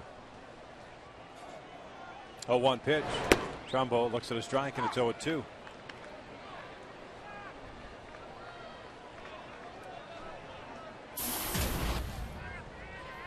Trumbo 1 for 2, an infield base hit and a strikeout.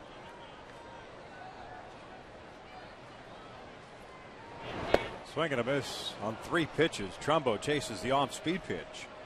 And right now the Angels have their 3 and 4 hitters really struggling in Albert Pujols and Trumbo. And you're getting scouting reports that basically just to stay away from the strike zone. They're chasing pitches. So that's what you saw here today with Vargas and for the last few games against that middle part of the order. Now he shoots one out to right field. Thames comes on and makes the catch. 2 outs. That's 8 in a row retired by Vargas since Eric Ibar had the leadoff double in the 4th inning. And that by itself was a huge opportunity for the Angels, let alone the bases loaded situation that they had. Kendrick struck out on a pitch out of the strike zone, but Ibar led off the 4th with a double. Wells bounced one back to the mound. Ibar could not advance as Sturz popped out softly to the second baseman Ackley. Ibar stole third, and then Bobby Wilson struck out. Ibar's been very good against Vargas today with a couple hits. You mentioned that double, single back in the second inning. Here's the 1-0. Breaking pitch toward the middle. Brendan Ryan to his left has it. The Angels go down in order here in the sixth. We'll head to the seventh. Seattle leads it 3-1.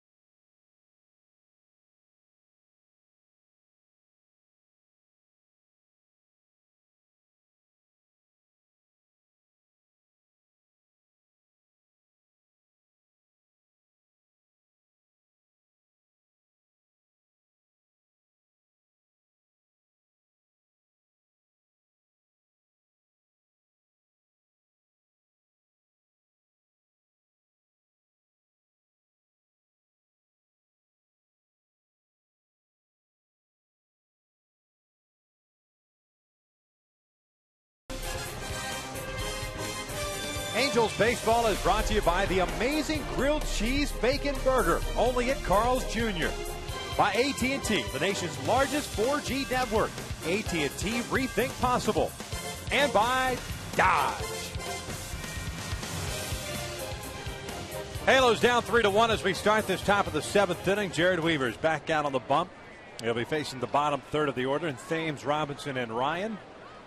98 pitches thrown by Weave, 4 hits allowed. 3 of which came with 2 outs in the sixth inning. Made a quality pitch to John Jaso. Hit it off the end of the bat to center field for a base hit. And a mistake to Montero. Hit it out of the ballpark as Thames looks at a strike. Thames was at the plate when Figgins was thrown out. His stolen base attempt to end the sixth. Off speed pitch out toward left center field. Vernon is there. 1 out. Thames is now 0 for 3 on the afternoon, and Trayvon Robinson stepping to the plate. Our GoPro bullpen cam. Takahashi's up and loosening just in case Weaver gets into some trouble here in the seventh. We've now at that 100 pitch plateau, 61 strikes.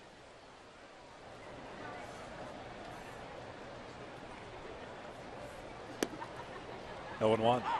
Robinson 0 for 1. He popped out to short in the second, walked and stole a base in the fifth.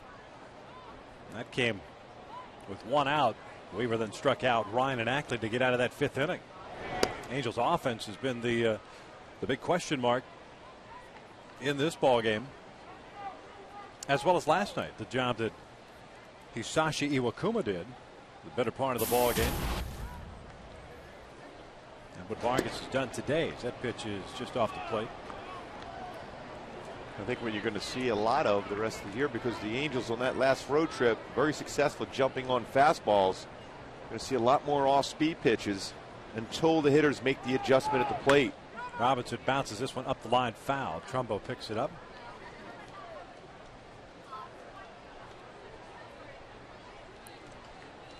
Two balls and 2 strikes on Robinson.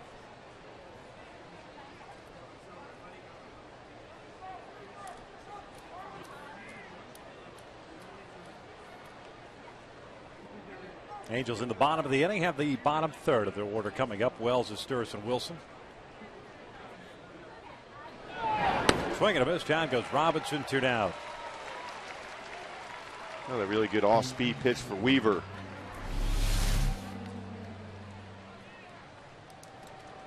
Great changeup. Sold it well. Good arm action on that pitch. Talked about it in the opening. 8-0 at home with an ERA under 1 coming into this game at home, and 7-0 in his career versus Seattle at home with an ERA 1.78 all time against the M's here. Brennan Ryan looks at a breaking pitch for strike one. He is 0 for 2 today. A fly ball to right and a strikeout looking.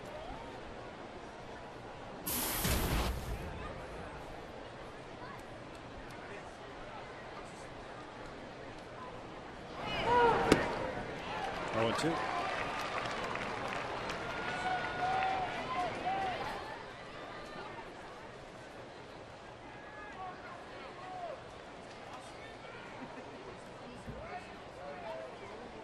Leadoff man Dustin Ackley is on deck. Takahashi's ready to go as Weaver's getting ready to throw his 108th pitch in this game. And it's a ground ball to second. Howie Kendrick has the skimmer. Weaver has himself a 1-2-3-7. 7th inning stretch time here at the Big A. 3-1 Seattle.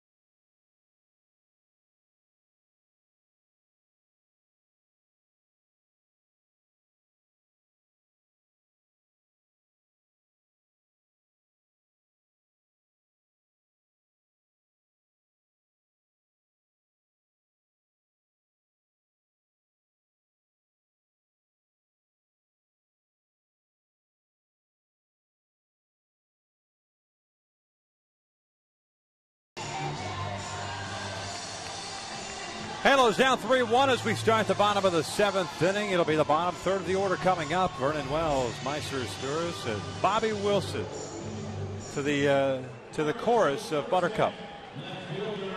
That will do it. That is absolutely the key. 72 pitches for Jason Vargas. He has been very, very good so far.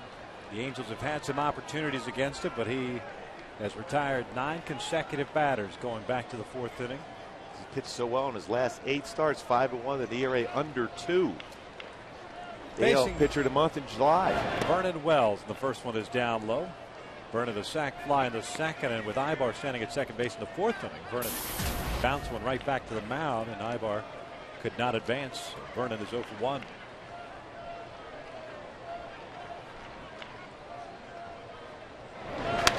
Lifts one in the air to left. Trayvon Robinson coming on. One out.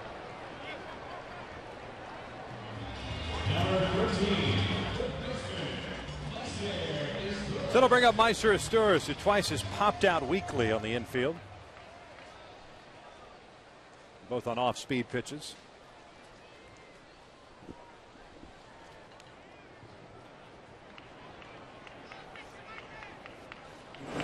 Shows bunt, looks at a strike.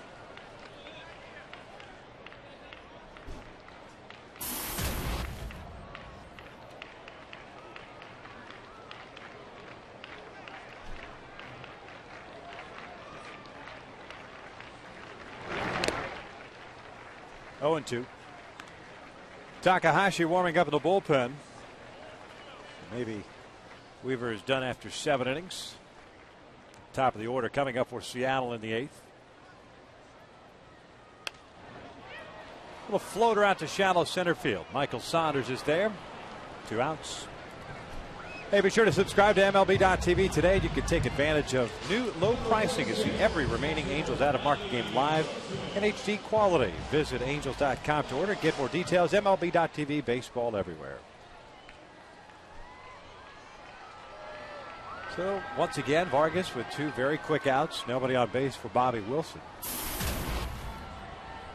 Well, with 2 outs in the 7th inning, the 77 pitches thrown for Vargas, 56 strikes. Wilson fouls off the first pitch. Bobby 1 for 2 with a single and a strikeout.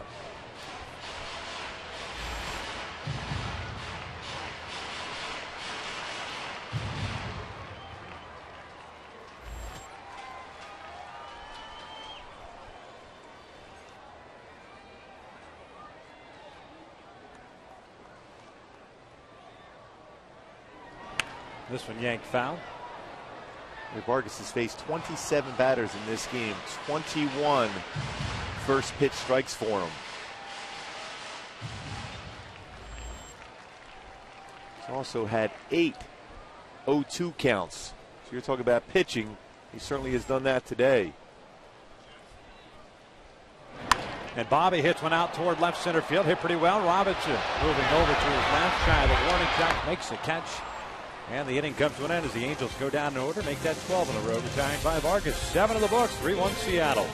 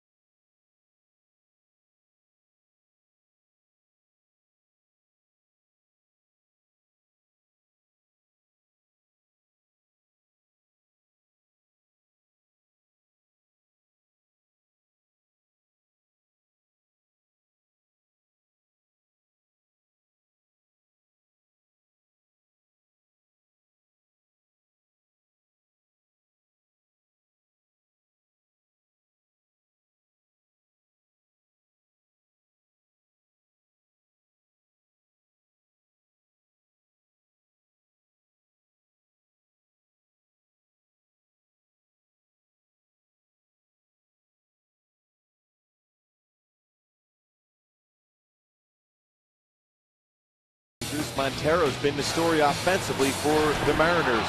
Solo shot to center field, then a 2-run home run. Hits that didn't get quite away, right down the line. Both runs driven in, all 3 runs driven in by Montero. And then Vargas has had outstanding stuff. Elevated fastball when need be, but his changeup and curveball have been outstanding so far through 7 innings. The just allowing that one run driven in by Vernon Wells' sac fly way back in the second inning. Well, Jared Weaver is done after 7 innings as we start this 8th inning. Seattle will have the top of the order coming up. Ackley, Saunders, and Seager. Hisanori Takahashi takes over, pitching in his 40th game this year.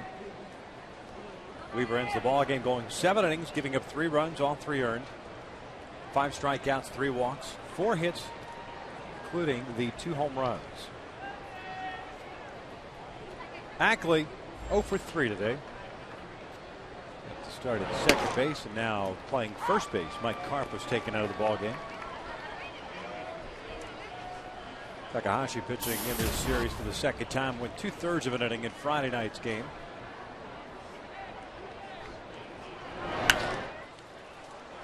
And it's an 0-2 count.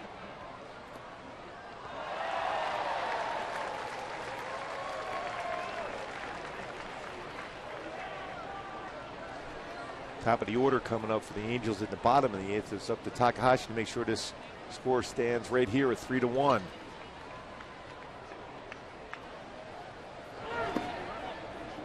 One ball, 2 strikes.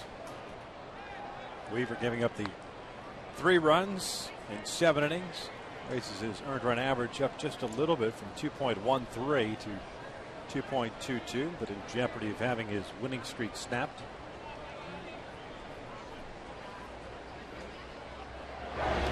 Two balls, 2 strikes.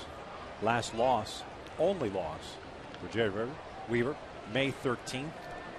His last no decision, May 28th. That was against the Yankees. And that was a game he left with his back. Even in today's game, he only allowed 4 hits in 7 innings. So he certainly did his job. Ackley goes down swinging. There's out number 1. And 9 straight victories for Weaver since that back injury. Nice breaking pitch from Takahashi there. Reason why that's effective because he got ahead of the count early.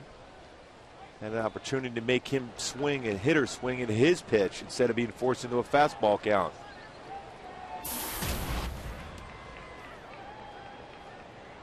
Michael Saunders, the center fielder, is 0 for 3. 1 ball, no strikes. Fly to left, a ground ball to short, and a strikeout. Mentioned the Indians are coming into town for a 3-game set tomorrow. C.J. Wilson will be going up against Justin Masterson.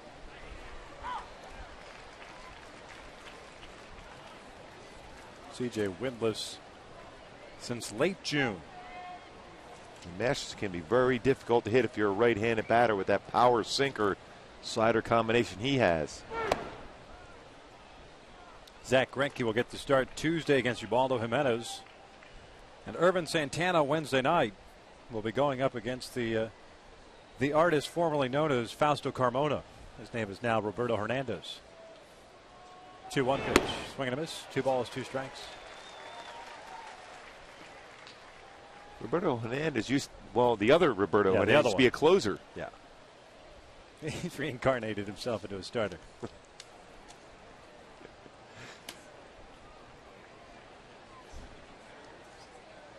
2-2 on the way. This one's fouled back. Seager is on deck.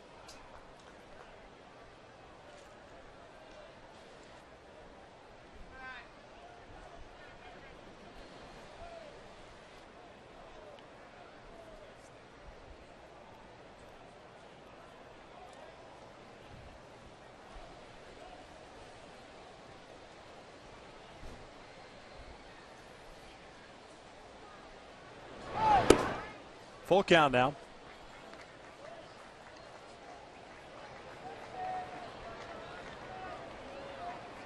In the bottom of the 8th inning, the Angels will have Trout, Hunter, and Pujols to face Vargas.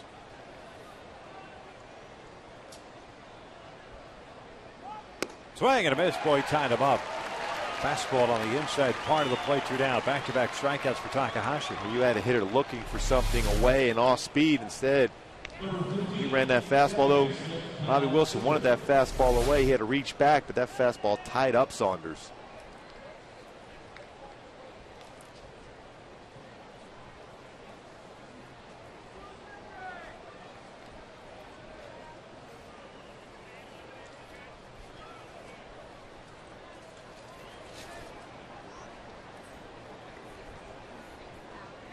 First one to Seager is fouled down the left field line and out of play.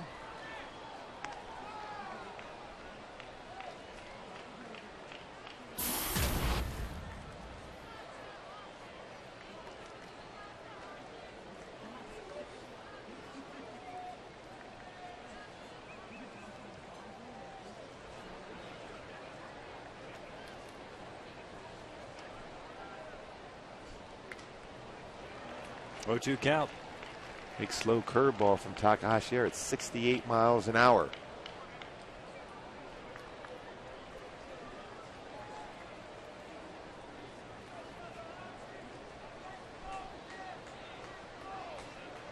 That game in Texas now has been opened up to 8-3. Rangers leading the Tigers. So the Halos in jeopardy, falling 8 back in the West with a loss here today, and Texas winning in Arlington, barring a comeback from the Angels. Tampa Bay winning in Minnesota also. Yep. Vargas trying to stay cool, trying to find the coolest spot in that dugout. When we were in the dugouts even today and yesterday, those things were extremely hot right now. Warm weather, but for some reason that heat that stays inside that dugout with all that cement around you. Vargas trying to find the coolest spot.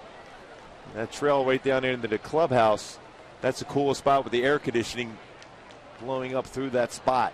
Very comfortable for Vargas there.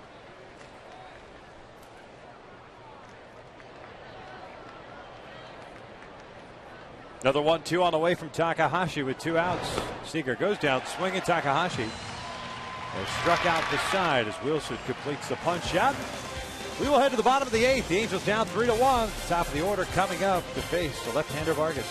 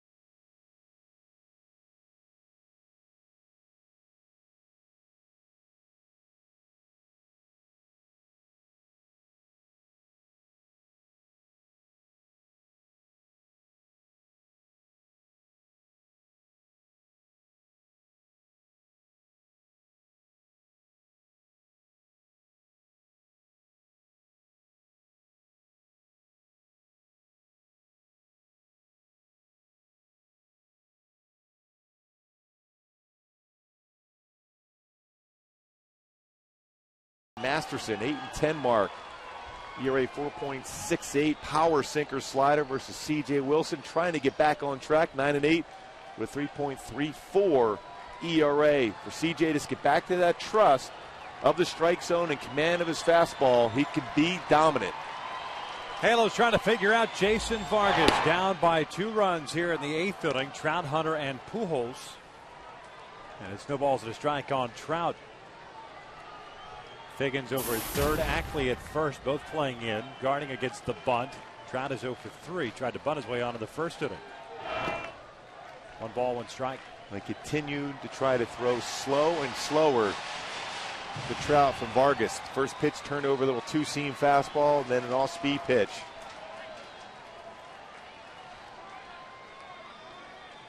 1-1, swing and a miss, off speed.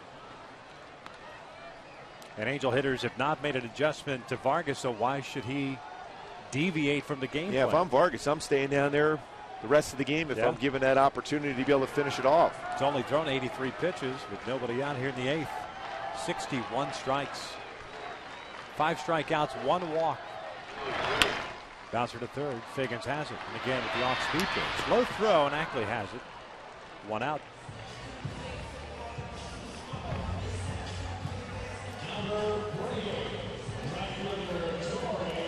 You hear that terminology a lot in the dugout or in clubhouses, pitching below the hitting speed, and that's what Vargas has done today. A lot of times hitters like anything about 85 to 91 range, but if you can pitch below that hitting speed, it's difficult for hitters to stay back on pitches. There's Torrey. Takes down low. Hunter 1 for 3. Had a single back in the 3rd inning.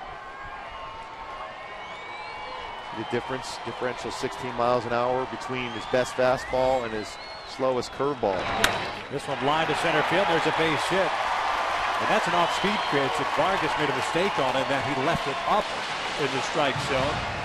And enough in the hitting zone with Torrey to hit it right back up the box. And it's easier said than done from up here to say this, but I think the reality is if anything starts at the knee, off-speed wise, you got to try to let it go. If it's up in the zone, you have a better chance to make an adjustment. That's what Torrey was able to do on that slow changeup once again. Now, if you're Pujols, same thing. Anything starts at the knee, unless it's going down and in, you've got to try to let that one go. Force a pitch up. Torrey for the 2nd straight game with a multi-hit ball game. That snaps a string of 13 consecutive batters retired by Vargas with his base hit. And here's Albert, 0 for 3. 0 for the series. 1 ball, no strikes. Looks like Vargas stumbled on the delivery of that pitch. He's all right. Stephen Pryor, whom the Angels saw last night for 1 inning, is loosening once again, the big Tennessee native.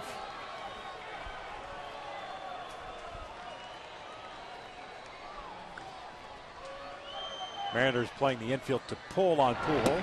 That pitch is off the plate, 2-0. Running right again, playing in a couple of steps, kind of that odd alignment we've seen in this series. Yeah, he's got to have a lot of confidence in his range. You mentioned Vargas back-to-back changeups, and so far Pujols is not biting at that pitch down in the strike zone. Well, they got Albert on a fastball in, jammed him pretty good in the 5th inning when he grounded out to Seager at third base. 2-0 pitch, way outside, 3 balls and no strikes. These are the times where I think green light, and if Pujols gets a fastball here, I think he's going to go after it. Otherwise, you take the walk. And Trumbo coming up, I think Albert may be aggressive here if he can get a fastball. It's been almost 4 innings since he worked from the stretch, the 3-0. I'm going to pitch perhaps a little bit off the plate, 3-1. Did get a fastball, but a very good pitch by Vargas. He wasn't going to go middle part of the plate with the fastball. He gave him enough of a pitch that could get him to swing at in the strike zone, but down.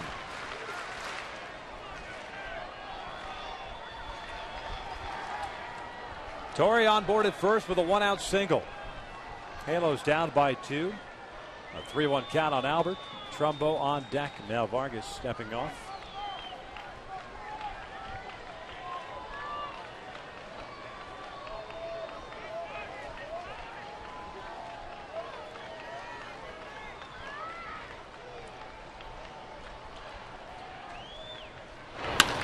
Bouncer back up the middle near the bag. They flip to second for 1. The relay is in time. Inning ending double play. We've played 8. Seattle leads at 3-1.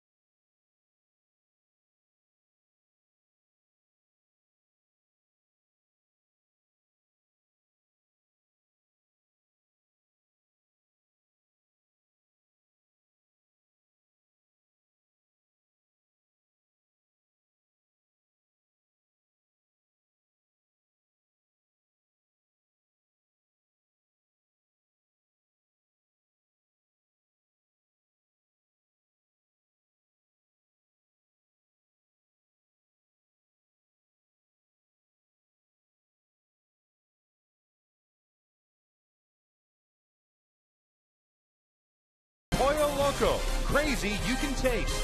And by Southern California Toyota. Check out the full line of fuel-efficient vehicles at your Southern California Toyota dealer. We've reached the ninth here at the Big A. The Seattle Mariners leading the Angels by the score of 3-1. Ernesto Frieri loosening up here in the ninth inning. He'll be facing Jason Montero and Figgins as Takahashi had a 1-2-3-8 with 3 strikeouts. The outstanding job by Takahashi. Vargas just made a very good pitch on a 3-1 fastball. Was on the outer part of the plate and down.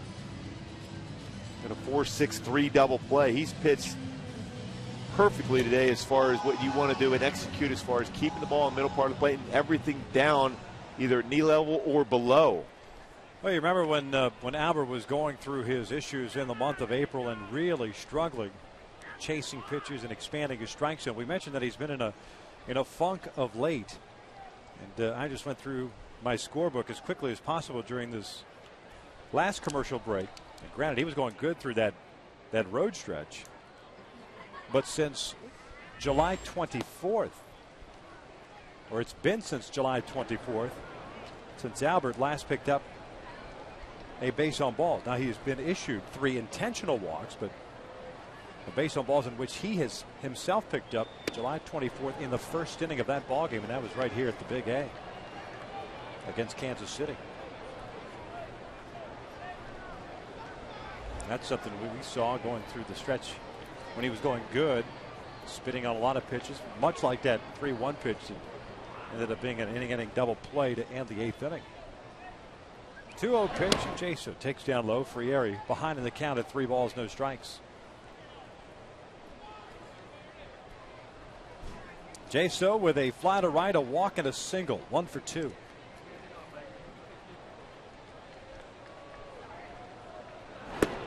That is a 4-pitch walk.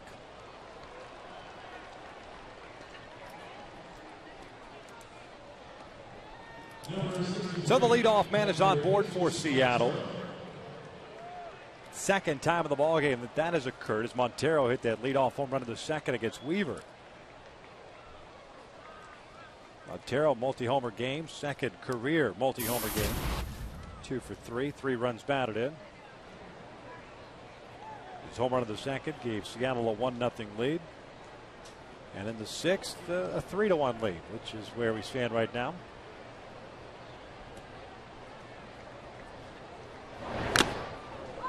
Fouls back to first pitch, and it's 0-1. Montero coming into the game just a .226 hitter versus right-handed pitching as compared to a .361 clip against left-handed pitching.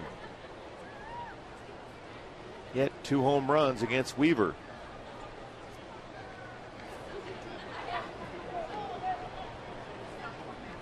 Weaver didn't make many mistakes in the entire game. He battled all the way through. And a couple pitches that he wanted on the outside corner and down left him up over the plate against Montero.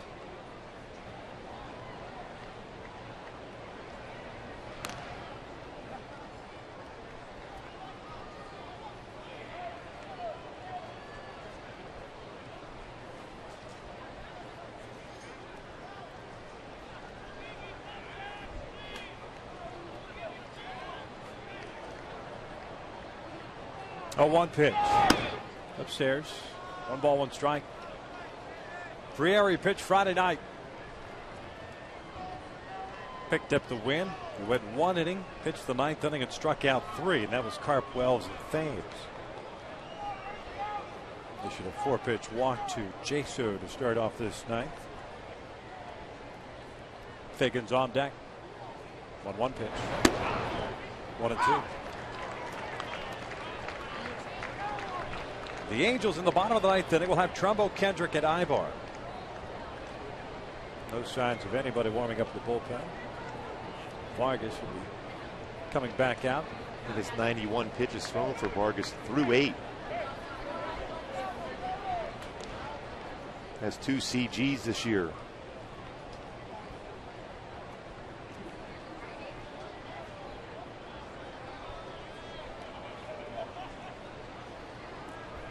Back in that same spot, trying to stay cool.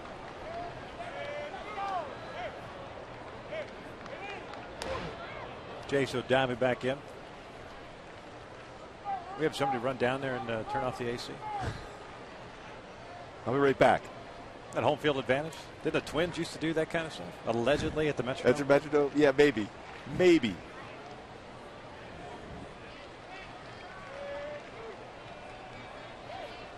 One, two. This one's fouled off to the right. Figures that our stats man, Norm Peters, the Minnesota guy, chimes in from the backdrop with allegedly. Twins lover. A ball and 2 strikes on Montero. Jaso standing at first. Nobody out here in the ninth. That game in Texas now in the 8th inning. Rangers leading the Tigers 8-3. Tampa Bay has won. The White Sox have won. Baltimore has won. And Boston has won.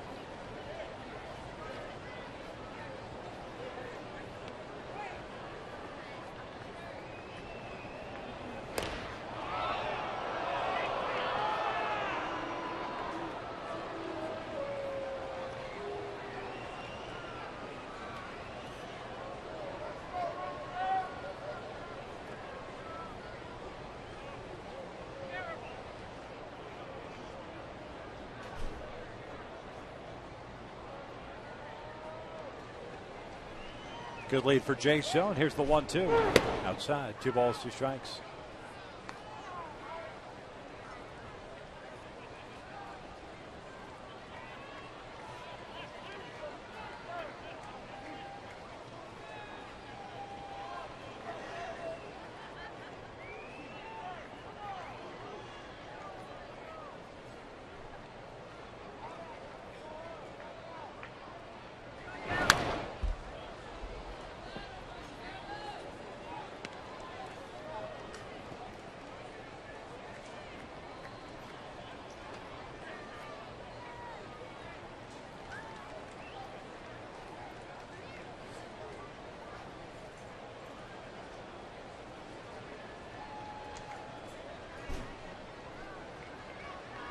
Ten pitches thrown by Ernesto. 6 balls, 4 strikes. And really paying a lot of attention to Jaso over at first base.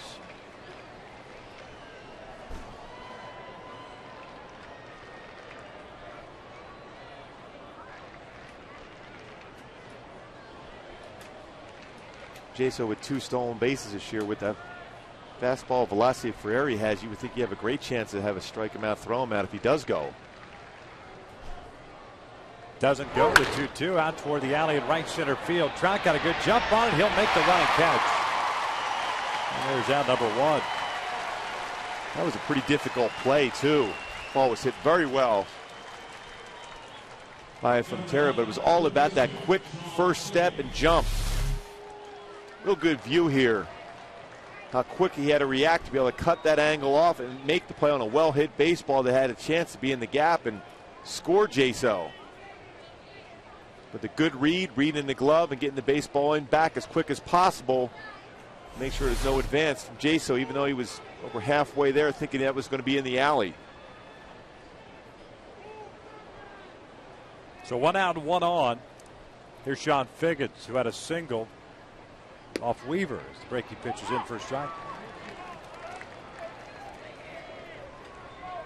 Figgins came on as a pinch hitter in the 6th inning for Mike Karp. We haven't received word as to why Karp was taken out of the ballgame. We're just assuming that on the stretch play in the 5th inning, they've hurt himself.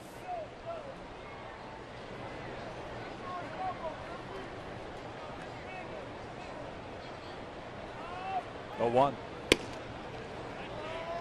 Evens the count up.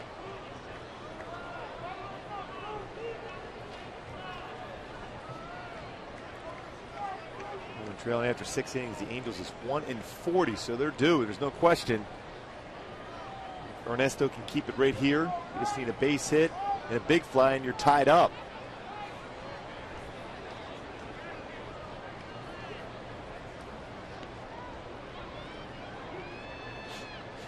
Angels will next go to Seattle August 31st, September 1st and 2nd. Mariners are back here toward the end of September, the 25th, 26th, and 27th, and the Angels finish up the regular season with a 3-game set the last 3 days of the year. That's a Monday, Tuesday, and Wednesday. October 1st, 2nd, and 3rd.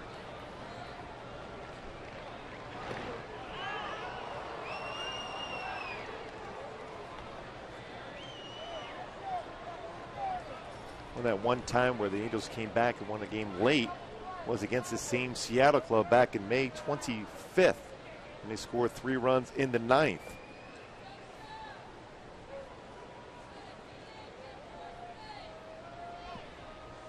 One ball, one strike with 1 out. Jaso at first. He takes off, and this one's ripped, and that is a fair ball toward the corner. Torrey plays the carom. Jaso will come in to score. Figgins is going to try to go to third base, and he is in there. It is 4-1 Seattle. Leadoff walk comes back to haunt Ernesto Frieri. Boy, Figgins, since coming in the game, gets his 2nd hit. With a single his first time up, now a triple and an RBI. I think it goes back to Frieri paying a lot of attention to John Jaso. Guy who's got strikeout stuff, more concerned with the base runner than taking care of the business at hand, and that's at the plate.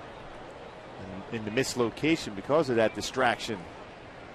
He wanted a fastball away, ends up being inside, and Figgins quick on that pitch. So man at third, infield is in. The Halos deficit is now 3. Here's Eric Thames, takes outside, 1-0. Thames today is 0 for 3, a strikeout and a couple of fly ball outs.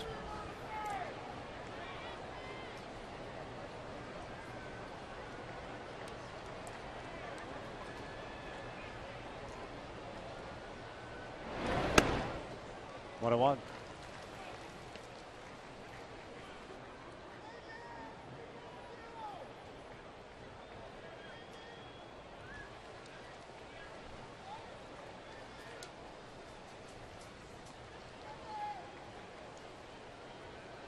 Figgins standing over at third base.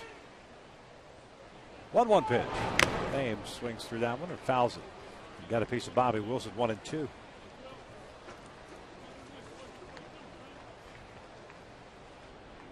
Triple for Figgins. His 2nd of the year and picks up his 11th RBI. Got the hand. The foul tip right into the glove. Jarred his catching hand. Well, Sean Figgins, 53 triples in his career as an Angel. The big triple there as a member of the Mariners against the Angels. 2 balls, 2 strikes. And Frieri now at 17 pitches. That will stir some action in the Angels bullpen.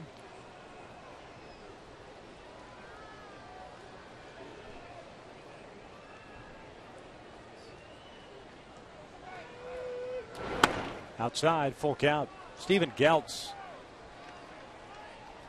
Young man the Angels called up yesterday who's up now playing catch. Wearing Kevin Jepson's old 65.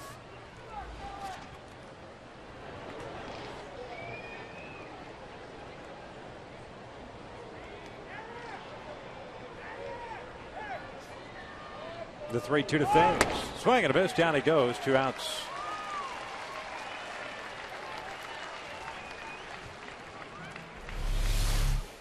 Got him with a fastball. Up on the outer half of the plate. Big strikeout for Frieri. Now the infield can go back to their normal depth. It's a guy with good speed here in Robinson.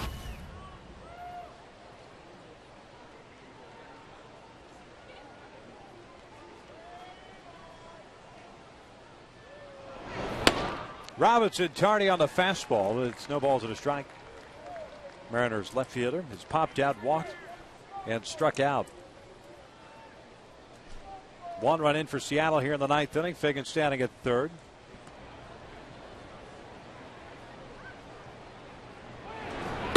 Swing and a miss. As Tom Wilhelmsen looks like he's starting to loosen in the bullpen now for Seattle. Closer. 15 saves on the season, but I got to believe Vargas is going to take the mound to start the 9th. Trumbo, Kendrick, and Ibar due up for the Halos at the bottom of this inning. 0-2. Outside, 1 ball, 2 strikes.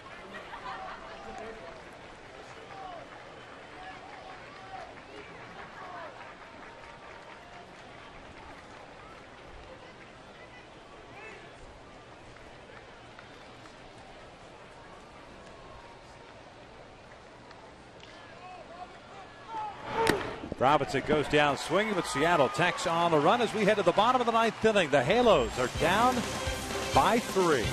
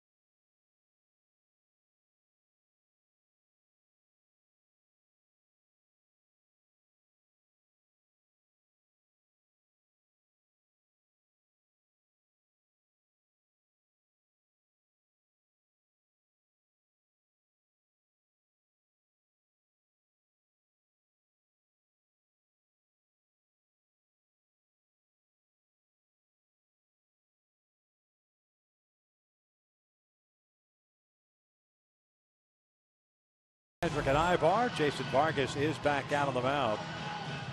He has been exceptionally good this afternoon. 5 strikeouts, 1 walk.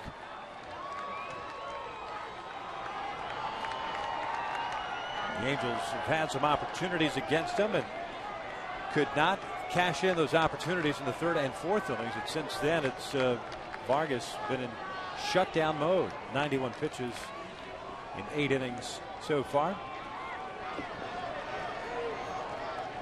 6 hits allowed. Trumbo has one of those hits. He is 1 for 3. Swing through the first one. It's 0-1. And again, Vargas is staying away. And just showing it enough of a fastball in off the plate to keep you honest. But you know, if you're Mark right now, you think you need 3 runs. So a base hit just as good. So look away, hit the ball the other way.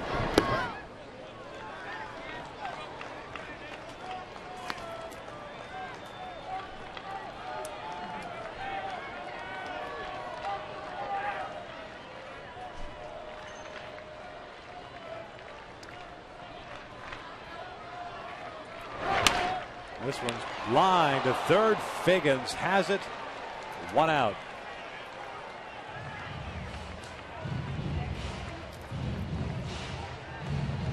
Shadow's showing some good defensive skills in this series. They've done their job as far as fielding. Even with the movement of different players in the infield, they've still made some outstanding plays.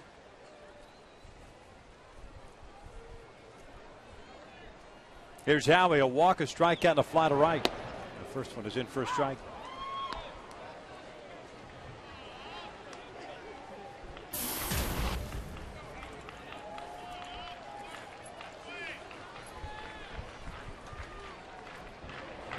Howie hits one out towards center field, hit pretty well. Saunders giving chase, still going back to the track of the baseball. It ricochets off the base of the wall.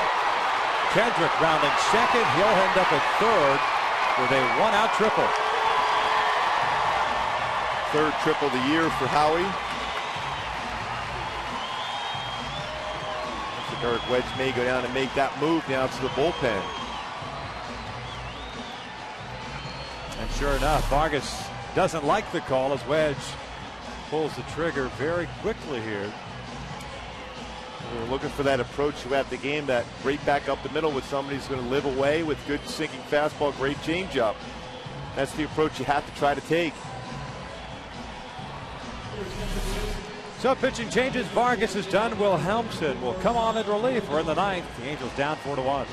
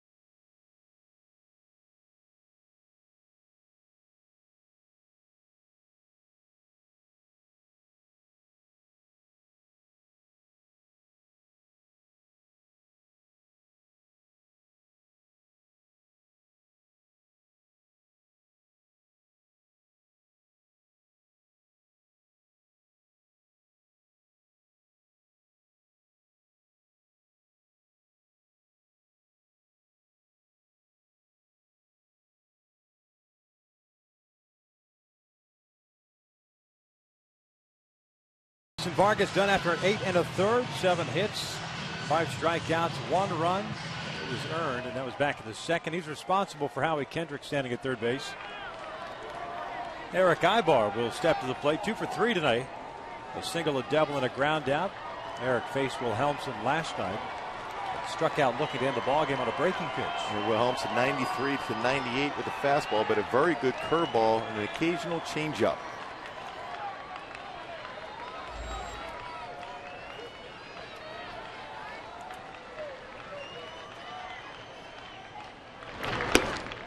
There's that similar breaking pitch that Ibar took for strike 3 last night. It's 0-1.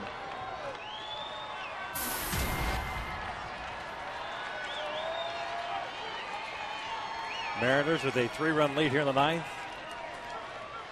Couldn't care less about Howie Kendrick standing at third base. They will take the out instead. Figgins even with a bag at third. Ibar fouls it off to the left. 0-2.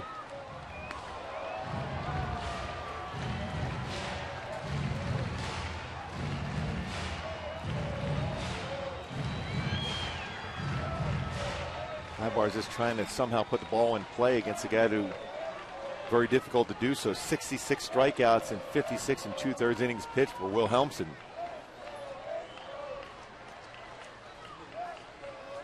Oh, 2 pitch. Swing and a miss, and down goes Ibar, 2 down. So the Halos down to the last out here in the ninth. Came in with a fastball, inner half. It's at 67 strikeout now and 57 innings pitched.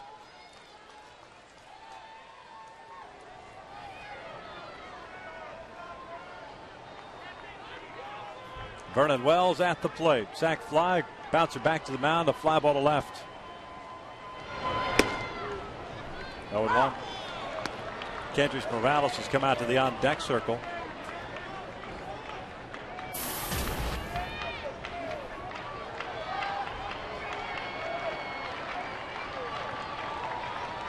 Oh, 1 pitch. Down in the dirt. Ball at a strike. Morales last night homered off of Wilhelmsen, leading off the ninth inning. At that point it was a 7-3 game, turned it into a 7-4 loss. Kendrys hitting his 15th of the year, but Vernon's got to get on base somehow. 1-1.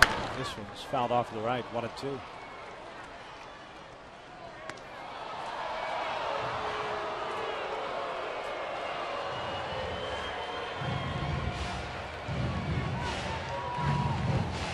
loss this afternoon. It'd be Jared Weaver's second of the season. Snapping a 9-game winning streak for him. Personal winning streak as far as 9 consecutive starts. This one down towards center field. Saunders breaking back on it. Still going back. Reaches up.